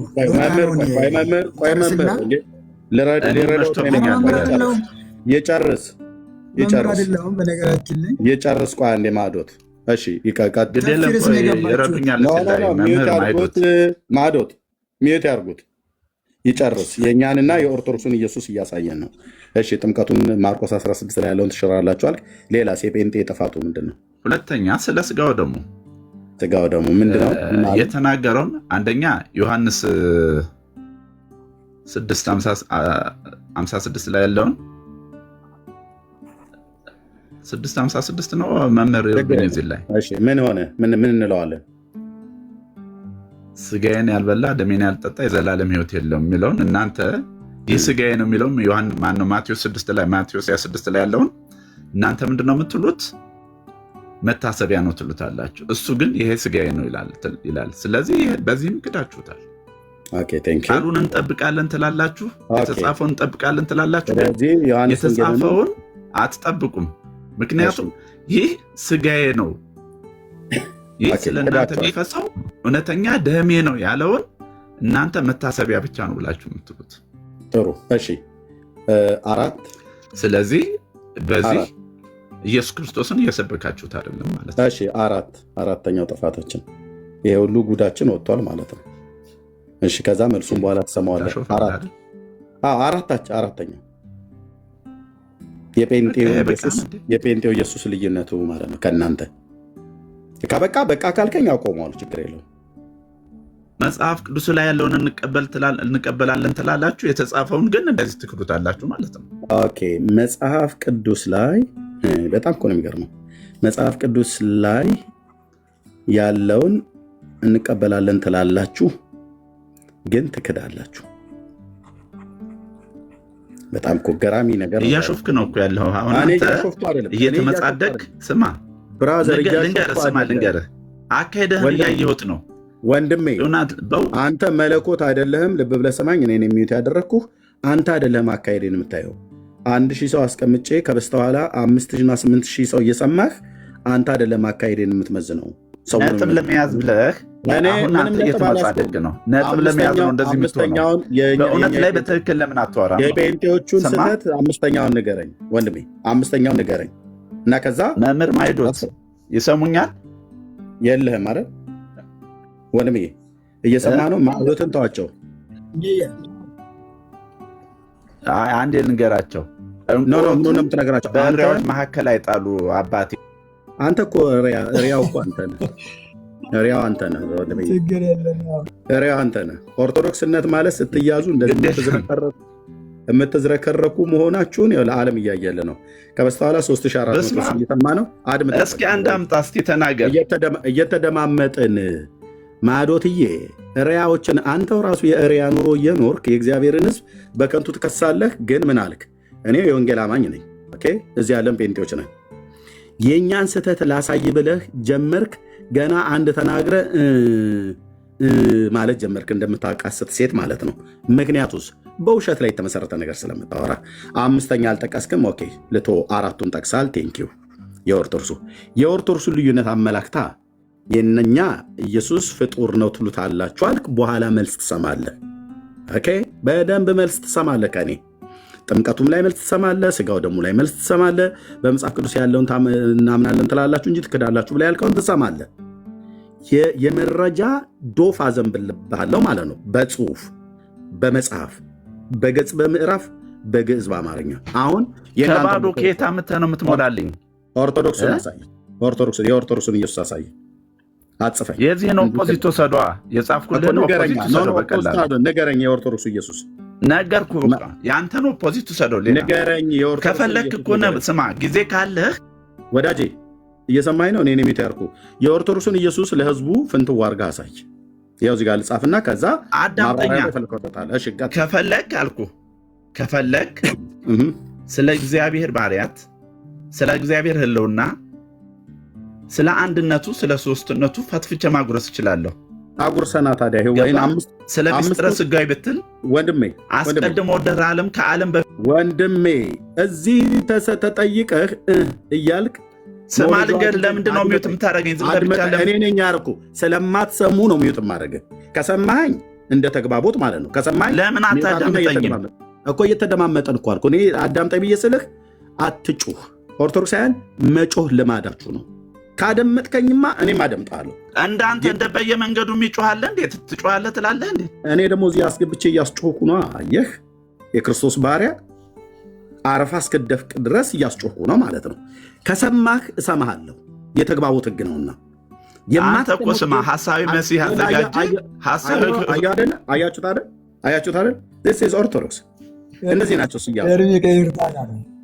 ከሰማኸኝ እሰማለሁ። ቆይ ማዶት አንዴ እሺ ንገረኝ። ከፈለክ አልኩህ እኮ ይሆናል። ሰማኝ፣ አድምጠኝ። ይኸው ከፈለክ አዳምጠኝ ልንገርህ። አላስወራሰው አድምጠኝ ብዬ ስልህ አድምጠኝ ብለህ አትጩህ።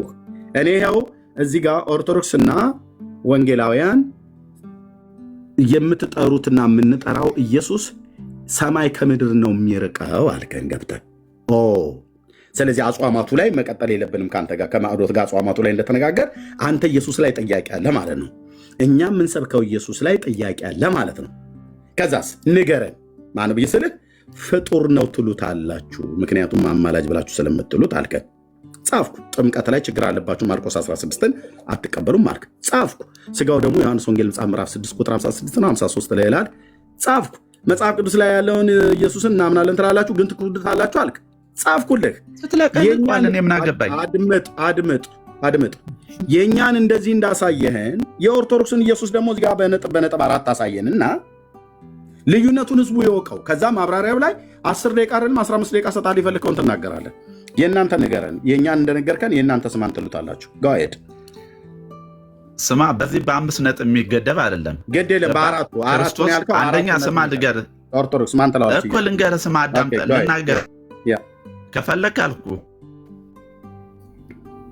ድህረ ዓለም ማለት ወይ ዓለም ከመፈጠሩ በፊት ዓለም ከተፈጠረ በኋላ እስከሚወለድ ድረስ ከተወለደም በኋላ ያለውን ነገር እክል ልነግርህ እችላለሁ። አንተ የዚችን ኢምንቷንም አታውቃትም። እንዲሁ ዝም ብላችሁ በባዶ ቀፎ እንትን ትላላችሁ። ባዶ ቆርቆሮ ይጫጫል ይጮሃል። የትኛውን ልንገርህ? ከምኑ አንስቼ ልንገርህ? ኢየሱስ ክርስቶስ ተጠልቆ የሚያልቅ ባህር ነው። ስማ ልንገርህ ስለ ኢየሱስ ክርስቶስ።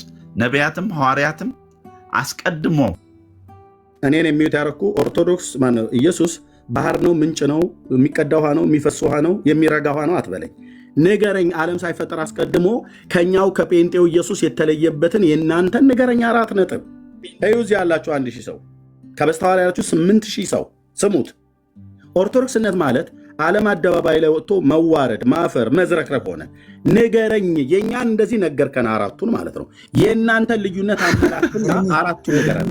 ስትያዙ የምትጮሁት እናንተ እንጂ ኦርቶዶክስ መልሳታ ሚዩት ካላደረጉ ኢየሱስ ክርስቶስ ማለት አምላክ ነው። ስማ ልንገርህ፣ ጻፍ ልንገርህ፣ ከፈለግ ጻፍ ልንገርህ። እንደዚህ ነው የማስለፈልፋችሁ። ጎን ለጎን አስቀምጬ እንደዚህ ነው የማስለፈልፋችሁ። እርስ በርስ እንኳን አትደማመጡ እኮ። ጻፍ ልንገርህ። ቀጥል፣ ንገረኝ። የእናንተ ኦርቶዶክስን ንገረኝ። ቀሽም ጻፍ ልንገርህ። this is ኦርቶዶክስ። ኦርቶዶክስነት ማለት ራሱ ይሄ ሰውየው እንደሚሆነው መሳደብ ነው፣ መራገብ፣ መጮህ። ኦኬ፣ ይሄ ነው በቃ አመላቸው ከላይ ጀምሮ። ተናገር፣ ልጻፈው፣ ተናገር። ኢየሱስ ክርስቶስ አምላክ ነው ሰውም ነው። ፍጹም አምላክ ፍጹም ሰው ነው። አምላክ ሰው ነው። ተማር፣ በዚያውም ተማር። እሺ ሌላስ? በዛውም ተማር። እሺ ሌላስ? ቀጥላ። ሌላስ? 2 ኢየሱስ ክርስቶስ የነበረብንን የዕዳ በደል በመስቀል ላይ የደመሰሰልን በደሙ ዓለምን ያጠበ የቀደሰ ብቸኛ አምላክ ነው። ጻፈው ካወቀው ይሄንን ኦኬ። ኃጢአታችንን የደመሰሰ አምላክ ነው። እሺ ቀጥል። ሌላስ? አምላክ ነው። አምላክ ነው። ሶስተኛም አምላክ ነው። አራተኛም አምላክ ነው። እንዴት ነው የምጽፈው? ያው በቃ በደል ኃጢአታችንን የደመሰሰ ረጅም ስለሆነ ያወራኸው ልዩነቱን ልታመላክት አምላክ ነው አምላክ ነው ብቻ እያልክ ትሄዳለህ። እንዴት እና ታዲያ ምን ልበልህ? በደል ኃጢአታችንን የደመሰሰ ብሎ አድምጠኝ። በደል ኃጢአታችንን የደመሰሰ ከድንግል የተወለደ መድኃኒት ነው፣ የዓለም መድኃኒት ነው ያልከኝ ይዤዋለሁ በሱ ውስጥ። ምክንያቱም ያወራኸው ነገር ሁሉ እዚህ ጋር በፍጹም ልጽፈው አልችልም ስለረዘመ ማለት ነው። ስለዚህ ዮሐንስ 1 ላይ ያለውን ጻፈው። የትኛው ጋር ልጻፍልህ? አስቀድሞ ቃል የነበረ እኮ የቱ ጋር ልጻፍልህ? ስንተኛው ላይ? ሶስተኛው ወይ ሁለተኛው ላይ ወይ አንደኛው ላይ? ስለማታውቅ እኮ ነው። አሁን ዝርዝረ ነገር የኔን አለማወቅ ግን አሁን እየተመጻደቅ ለተከታዮች ነጥብ ያዝያዝክ እየመሰለ ትሄዳለህ። ጠይቀኝ ከፈለግከው ላይና ላስረዳህ ተንትኜ። የኔን አላዋቂነት ተው። የኔን አላዋቂነት በእውቀት አስጣው። እዚህ ቀፎ በማንን የምታውቀው ለምንድን ነው መሰለህ? ለሰዎች ይሁን ናቸው እያልክ ትናገራለህ። ኦርቶዶክስነት ስድብ፣ እርግማን ህይወታችሁን የተቆጣጠረ በየአዳራሹ ስለፈልፍ የምትለው አንተ አይደለህ? እንዴት ስብከታችሁ ኦርቶዶክስ ብቻ አይደለህ? እንዴት ስድቡን ትተህ ነቢይነታችሁና ሁሉም ነገር ተጋልጻችኋል ወንድሜ። ስድቡን ትተህ የእናንተን ሶስተኛውን ኢየሱስን ነጥቡ ንገረኝ። 4 ነጥብ እንደምንም ተወጣው። አይዞህ ወፌ ቆመች እያልኩ ነው። ሁለቱን ኢየሱስ ክርስቶስ ድህረ ዓለም የነበረ ከሶስቱ አካል አንዱ አካል ነው። እሺ ከሶስቱ አካል አንዱ አካል ነው። ኦኬ እሱም ቃል ኢየሱስ ክርስቶስ ቃል ይባላል። ቃል አንድ አካል ነው። ወይም ደግሞ ወልደ አብ ችግር የለውም። እሺ አራተኛው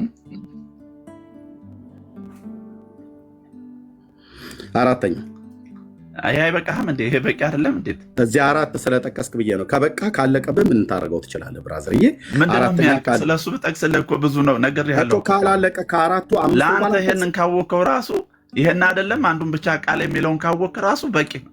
ኦኬ እሺ። ስለዚህ የለህም ማለት ሌላ ልታጽፈኝ የምችለው ሌላ የለህም? ይበቃሃል አባቴ። እሺ ይበቃል። ኦርቶዶክስ ሆኖ ስለ ኢየሱስ 3 ደቂቃ እንኳን ለመናገር ትንፋሽ የላችሁም። እሺ ኦኬ። አሁን ጥያቄው መልሼ የምጠይቅህ ኢየሱስ ፍጹም አምላክ ፍጹም ሰው ነው አልከኝ። ኦኬ ኢየሱስ በፍጹም ሰውነቱ በፍጹም አምላክነቱ ከድንግል ማርያም ተወልዶ ለበደል ኃጢአታችን ሞተ፣ የኃጢአት ዕዳችንንም ከፈለ ብለህ አልከኝ እዚህ ጋር እና ከሶስቱ አካል አንዱ አካል ነው ብለህ አልከኝ። ይህን ሶስቱንም ሐሳብ እኛ ወንጌላውያን እናምነዋለን ወይስ አናምነውም? ይህን ሶስቱንም ያልከውን ኢየሱስ ፍጹም አምላክ ፍጹም ሰው መሆኑን እና በፍጹም አምላክ የሆነው ጌታ ፍጹም ሰውነትን ገንዘቡ አድርጎ ከቅድስት ድንግል ማርያም በስጋና በደም ልደት ተወልዶ የሰውን ተፈጥሯዊ ባህሪ ገንዘቡ አድርጎ እንደተወለደ ለበደል ኃጢአታችን እንደሞተ ከሞትም በሶስተኛው ቀን በቅዱሳት መጽሐፍት እንደተጻፈ እንደተነሳ በስሙ ንስሐና የኃጢአት ይቅርታ እንደተገኘ የኃጢአት ዕዳችን እንደከፈለ እንደዚሁም ከሶስቱ አካላት ከአብና ወልድ ከአብና ከመንፈስ ቅዱስ የተለየ አካል እንዳለው የሥላሴ ሁለተኛ አካል እንደሆነ እናምናለን። አራተኛ ልጨምር ልጻፍ? ይቅርታ አይ አራተኛ ልጨምር ልጻፍ? ኖ እያስታወስክ ቴክስት እየመጣል አይደለም። ይበቃል ብለኛል። ይበቃል። አሁን ይህንን እኛ እናምናለን አናምንም ነው ጥያቄው። ጎሄድ እኛ እናምና ወንጌላውያን እኛ ይህንን አሁን አንተ ያልከውን እናምነዋለን ወይስ አናምነውም? ሁሉ የሚጽፉት ባዶች ቀፎች ዝም ብሎ ይንጫጫሉ። ምንም እምነት የሌላቸው በፉከራ መሰለህ እንዴት እምነት በማመን ነው። ገባ? ቆንጅዬ በፉከራና በመንጫጫት አይደለም የሚጽፉትን ነገር ያቸው። ቆንጅዬ የኦርቶዶክስ ቀፎ ነኝ እያለ ስለ ቀፎነቱ እየተናገረ ነው። ይሄ ቀፎ ማለት ነው። ተናገር ብዬ ስለው ታች ኮሜንት ያነባል። ኦኬ ቀፎ እንየው አንተው ራሱ ቀፎ ሆነ ሳለህ የምትናገረው አልቆብህ ይበቃል ብለኸኝ ስታበቃ የሚቆረጥ ጠፋ እኮ ከቀፎ ጉዳት ሁሉ እኮ የነቢያቶች የምናችሁ ሁሉ ሚዩት አድርግ። ናይጄሪያ መተት እያሰራችሁ ናይጄሪያ ጋና ብለህ ብትል ማምለጫ የለም ወንድም ማለት መታሃል። ደብተራ ውላጅ አሁን ተይዛል ማለት አድመጠኝ፣ አሁን አድመጠኝ፣ እየተደማመጠን እናወራሽ። ለአንተ ላልተማርከው ለባዶ ግድ የለም የተማረ እንዲመጣ አልፈራም። እኛ ይህንን ሶስቱን ያልከውን ወንጌላውያን እናምናለን አናምንም? ቀፎች ናቸው። እናት ናት ሚስት ነች ቀፎ እያለች የምትሰድብህ ቤት ውስጥ ደጋገምከው ይሄን ቃል ወንድም ማለት አንተ እኮ ራሱ ቀፎን ካለቀብኝ እኮ አልክ። የሚቆረጥ ጠፋ ከው አራራፍ በእናትህ ጨምርልሃለሁ፣ ከፈለክ ደፍተር ሙላልሃለሁ። ለዘላለም የማስታረቅን አገልግሎት አድርጓል። ይህ ጻፈው። ቆንጅዬ ቀፎ ሃይማኖተኛ ቀፎ መሆንን እውቀት ጠፋ። ይህ ስለኛ 4 ተናገርክ፣ ይለያያል። ሰማይ ከምድር እንደሚርቅ ባዶ ነህ አልኩህ እኮ። አድምጥ፣ ልንገርህ፣ እኩል አታውራ። ጨምርልኝ ብዬ ስልህ ይበቃሃል ብለህ አጽፈኸኛል። ይኸው እየታየ ነው። ኦኬ ይበቃሃል። አብራራ ብለህ ኦኬ በቃ ማብራራቱ ላይ እንድትሄድ ስማ፣ ልንገርህ፣ እስቲ ንገረኝ። ድህረ ዓለም ያለውን እስኪ ያስረዳኝ ብራዘር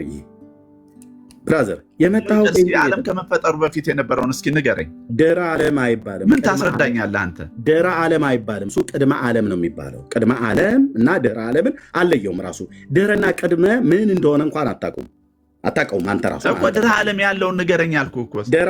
ቅድመ ዓለም እና ድህረ ዓለም ያለውን ንገረኝ።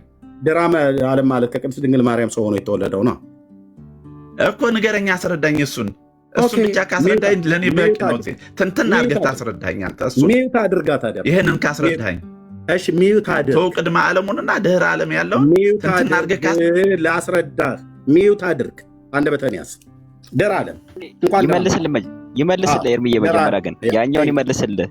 የሶስት የዘረዘራቸው እኛ እንደማንቀበል እሱን ሳይመልስልህ አትሄድ። ይህንን እኛ እናምናለን አናምንም? ይህን ያልነው ጴንጤዎች ያምናሉ አያምኑም? ይህን እዚህ ጋር የደረደርከው ፍጹም አምላክ አምናለሁ ካልክ እስኪ አንድ በአንድ እስኪ አስረዳኝ። አንተ እናምናለን ወይ ግለጽና ንገረኝ። እኔ ማመኔን ወይ አለማመኔን በኋላ እነግርሃለሁ። ጴንጤውን በሙሉ ወክዬ እነግርሃለሁ።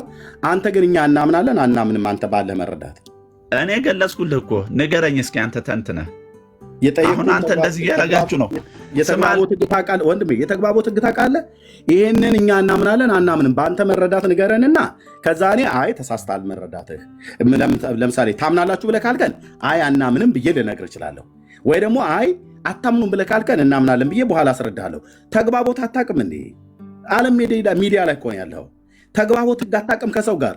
ይህንን ቃል እናምነዋለን አናምንም በአንተ መረዳት። ሰው እንዲህ የዚህን ያክል ይሄ እየተረበሸ ያለው ምዕመናችሁን ህዝባችሁን ለመያዝ ስትል እኔን የሚዩት ያደረኩ በትክክል መነጋገር ስትችሉ ነጥብ በእናንተ በሚመቻችሁ አካሄድ ይህን እናምናለን ነጥብ ለመያዝ እንትን ትላላችሁ። ይሄ ነው ባዶ ነጥብ ቀፎ ስል የቆየሁት ለዚህ ነው። በቃ እሺ፣ አቶ ቀፎ መነጋገር ነጥብ ይዞ መነጋገር እያለ አቶ ቀፎ ይህንን እናምናለን ምዕመናችሁን የምታጸኑበትን ነገር አጠያየቃችሁን እንትን እያደረጋችሁ እየለዋወጣችሁ ወንድሞቼ እናንተ ይሁን ናቸው ለማለት ሊመች ነው። ለዛ ነው ቀፎ ነው ያለው። ወጥመድ ውስጥ ገባህ አቶ ቀፎ። ወጥመድ ኧረ በእናትህ ተው። አንድ ልንገርህ እስቲ ቃል በቃል አምጣና እስቲ ጀምርና እንዲህ ብለህ ንገረኝ። አሁን እንደዚህ አታምንም ብያለሁ። ሚዩት አድርግ። በቃ እኔ አሁን ልንገርህ፣ ከዚህ በኋላ ሚዩት አድርግ። ልንገርህ እኔ አንተ አልመልስም ብለሃል። ሚዩት አድርግ። ኦኬ ሚዩት አድርገው። አሁን ወንድሜ አቶ ቀፎ ስላልክ ራስን የምታወራው ስላለ እንግዲህ በዚህ ቃል ቀሽም አትሳደብ። አይ ራስህ እኮ ስላልክ ነው ወንድሜ። ቀፎ መሆንን ምንም የሚቆረጥ ነገር እኮ ጠፋ ወንድም ማለት። ስለ ክርስቶስ ተናገር የእናንተን ብዬ ስለ ኦርቶዶክሱን አለቀብህ። ስለዚህ ቀፎ አልክ ገና ቀደም። ስለዚህ አቶ ቀፎ ብሎ የሚል የቅጽል ስም ሰጠው ማለት ነው። ካጠፋው መልስልሃለሁ። ኦኬ አንተ ሆነ ቀፎ ብለህ በቀፎ ጨረስከው እኮ በሙሉ። ቀፎ ብሎ የሚለውን ቃል ከመጠቀም ለምን ስለ ጌታ ስለ ኢየሱስ ክርስቶስ አትናገርም? የኦርቶዶክሱን ኢየሱስ ክርስቶስን እና የጴንጤው ኢየሱስ ክርስቶስ ሰማይ ከምድር እንደሚርቅ ነው የሚርቀው አልከኝ አይደል? እሱን ልዩነት አመላክት ልብዬ ስለ ገና ከዚህ ቀፎ ኤርሚያስን ቀፎ ጴንጤዎች ቀፎ እያልቃል። ስለዚህ አንተ ቆንጅዬ ቀፎ ነህ ማለት ነው። ሚዩት አድርግ። አሁን እኔ የምነግርህ ድህረ ዓለም ንገረኝ ብለኸኛል። ሚዩት አድርግ ወንድም እንዳትከፍት። ቴንክ ዩ ክብር ለእግዚአብሔር ይሁን። ኦርቶዶክስነት ማለት አሁን ይሄው ልጅ ላይ እንደሚታየው አይነት እውቀት ነው ያለው። እንደዚህ ብለህ እንትን አትበል። ስማ አፈን አትፈታ፣ አትሳደብ። ከዚህ በኋላ ኦርቶዶክስ ማለት እንደዚህ አንድ ደብተራ ከእጅ አያስጥልህም። እታች አወርድሃለሁ ማለት አንተን ተራውን አይደለም አለኝ የምትለውን እታች ውረድ። አቶ ቀፎ ኦኬ፣ አቶ ቀፎ እታች ውረድ። የሚቆረጥ ማር ስለሌለ እታች ውረድ። ነገረ ክርስቶስን የወንጌላውያኑና የኦርቶዶክሳውያኑ ሰማይ ከምድር እንደሚርቅ ነው አለ። ይህንን ያወራኸው ግን ጴንጤ ቤት መጥተህ ነው። ኦኬ፣ ስለዚህ አንዳች የሚቆረጥ ነገር የለህም። ደም ፈልቷል፣ በሽቃችኋል፣ ህዝቡን እያጣችሁት ነው። ህዝቡ ከኦርቶዶክስ ንቀል እያለ እየወጣ ነው። እኛ እንሰብካለን፣ ህዝቡ ጥያቄ እየጠየቀ ነው። ከላይ ጀምረው ከአባቶች ጀምረው ተበሳጭታችኋል። ብፁዕነታቸው ብፁዕ አቡነ ማትያስ 10 ሚሊዮን አማኝ ነው ያጣ ነው ብለዋል። ወዴት ሄደ? ወደ ወንጌላውያኑ መጣ ማለት ነው። ኦኬ፣ ምን ስለሆነ ወደ ወንጌላውያኑ መጣ? ወንጌላውያኑ ወንጌል ይሰብካል። ወንጌል የትኛው ነው? መጽሐፍ ቅዱስ ማለት ነው። የምስራቹን ቃል ይሰብካል። በብሉይ ኪዳንና በአዲስ ኪዳን ቅዱሳት ነቢያትና በቅዱሳት ሐዋርያት የተሰበከ የአብን ልጅ የዳዊት ልጅ ኢየሱስ ክርስቶስን እንሰብካለን ማለት ነው። የተጠራሁበት ጥሪ ስለሆነ አንዱ ሰባኪ ነኝ፣ እሰብካለሁ ማለት ነው። ክርስቶስን ከቤልሆር ጽድቁን ከኩነኔ ዓለማዊነትን ከመንፈሳዊነት ለይተን እናሳያለን። በእግዚአብሔር ቃል የእሱን በጎነት እንሰብካለን፣ ቸርነቱን እንሰብካለን፣ አምላክነቱን እንሰብካለን። ቅድመ ዓለም ከአብ የተወለደ ያለ እናት ድህረ ዓለም ከቅድስት ድንግል ማርያም ሰው ሆኖ ለአብርሃምና ለዳዊት ለሁለቱ አባቶች በገባው የተስፋ ቃል መሰረት በዘፍጥረት መጽሐፍ ምዕራፍ 18 ላይ እንደተጻፈው ጌታ በገባለት ቃል መሰረት ማለት ነው 22:18 ዘፍጥረት 22:18 ላይ በተጻፈው ቃል እንደዚሁም በመዝሙረ ዳዊት መዝሙር 132 ቁጥር 11 ላይ በተለይ ለነዛ ለሁለት አባቶች ለአብርሃምና ለዳዊት በገባው የተስፋ ቃል መሰረት በስጋ ከነሱ ክርስቶስ ሰው ሆኖ እንደሚወለድ የተናገረውን የተስፋ ቃል የዘመኑ ፍጻሜ በደረሰ ጊዜ እግዚአብሔር ከሴት የተወለደው ልጁን ላከ ይላል ቅዱስ ጳውሎስ ሐዋርያ። በተለይ ለአባታችን ለአብርሃም በተናገረው መሰረት በዘርህ የምድር አሕዛብ ይባረካሉ ብሎ ያለውን ቃል በዘፍጥረት 22:18 ላይ የተነገረውን ቃል ቅዱስ ጳውሎስ በገላትያ መልእክት መጽሐፍ ምዕራፍ 3 ቁጥር 16 እና 17 ላይ ስለ ብዙዎች እንደሚነገር ለዘሮቹ አይልም፣ ስለ አንድ ግን እንደሚነገር ለዘር ይላል፣ እርሱም ክርስቶስ ነው ብሎ ቅዱስ ጳውሎስ ለአብርሃም የገባውን የተስፋ ቃል አጽኖ ሰጥቶ በገላትያ መልእክቱ ላይ ይናገራል ማለት ነው። ስለዚህ ጌታችን መድኃኒታችን ኢየሱስ ክርስቶስ ከብዙ ሺህ ዓመት በፊት በባሪያዎቹ በነቢያት አፍ እንደተናገረ ማለት ነው ከብላቴናው ከዳዊት ቤት የመዳን ቀንድ ሆኖ ተነስቷል።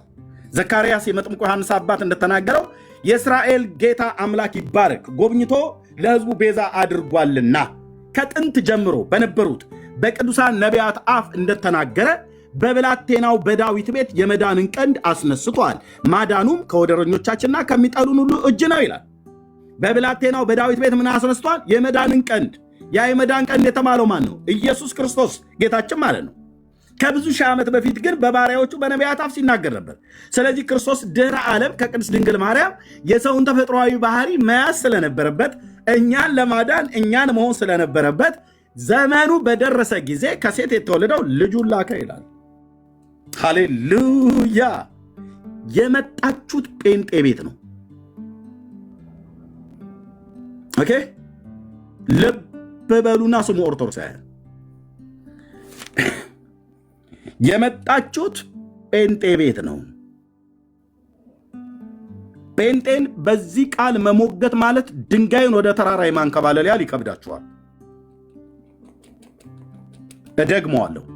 ጴንጤን በእግዚአብሔር ቃል ማውራት ማለት ድንጋይን ወደ ተራራ፣ አለትን ወደ ተራራ የመግፋት ያህል ይከብዳል። ምክንያቱስ እናንተ ይህን ቅዱሱን ቃል አታነቡትም። ሰኔ ጎልጎታና ውዳሴ ማርያም ተምረህ መተህ ይህንን እንዴት ብለህ ታወራለህ?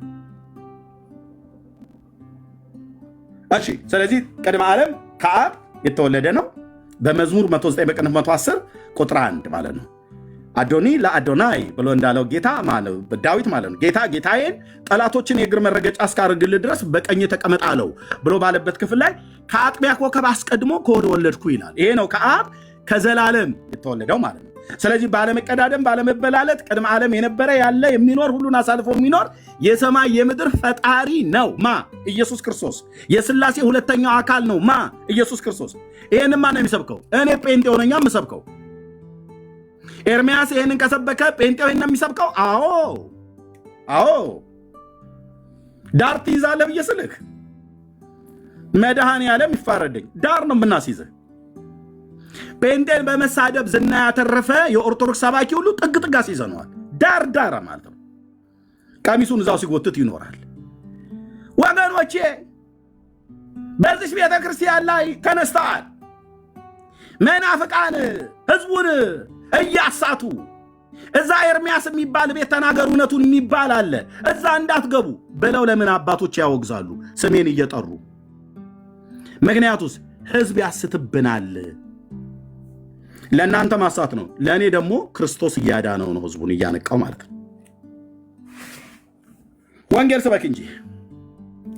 ስለዚህ ኢየሱስ ክርስቶስ የምንሰብከው እኛ የምንሰብከው ኢየሱስ ክርስቶስ ኦርቶዶክሳውያን ከሚሰብኩት የተለየ ነው አይደለም። እውነቱን ስነግር ማለት ነው። ልዩነት አመላክት ብለህ ካልከኝ ነው በገድላት ድርሳናት ላይ የምትሰብኩት ኢየሱስ እናንተ እሱን ይዤ ግን ልናገር ብዬ ካልኩ የተለየ ኢየሱስ ነው የምትሰብኩት። በገድላት ድርሳናት ላይ የተጻፈ ማለት ነው። የተለየ ኢየሱስ ነው የምትሰብኩት። ግብረ ሰዶማዊ አድርጋችሁት የጻፋችሁት ኢየሱስ ክፍሉን ካውንቶችዋል። እሱን መረጃ አላመጡም፣ ግን ከማን ጋር ነው የተስማሙት?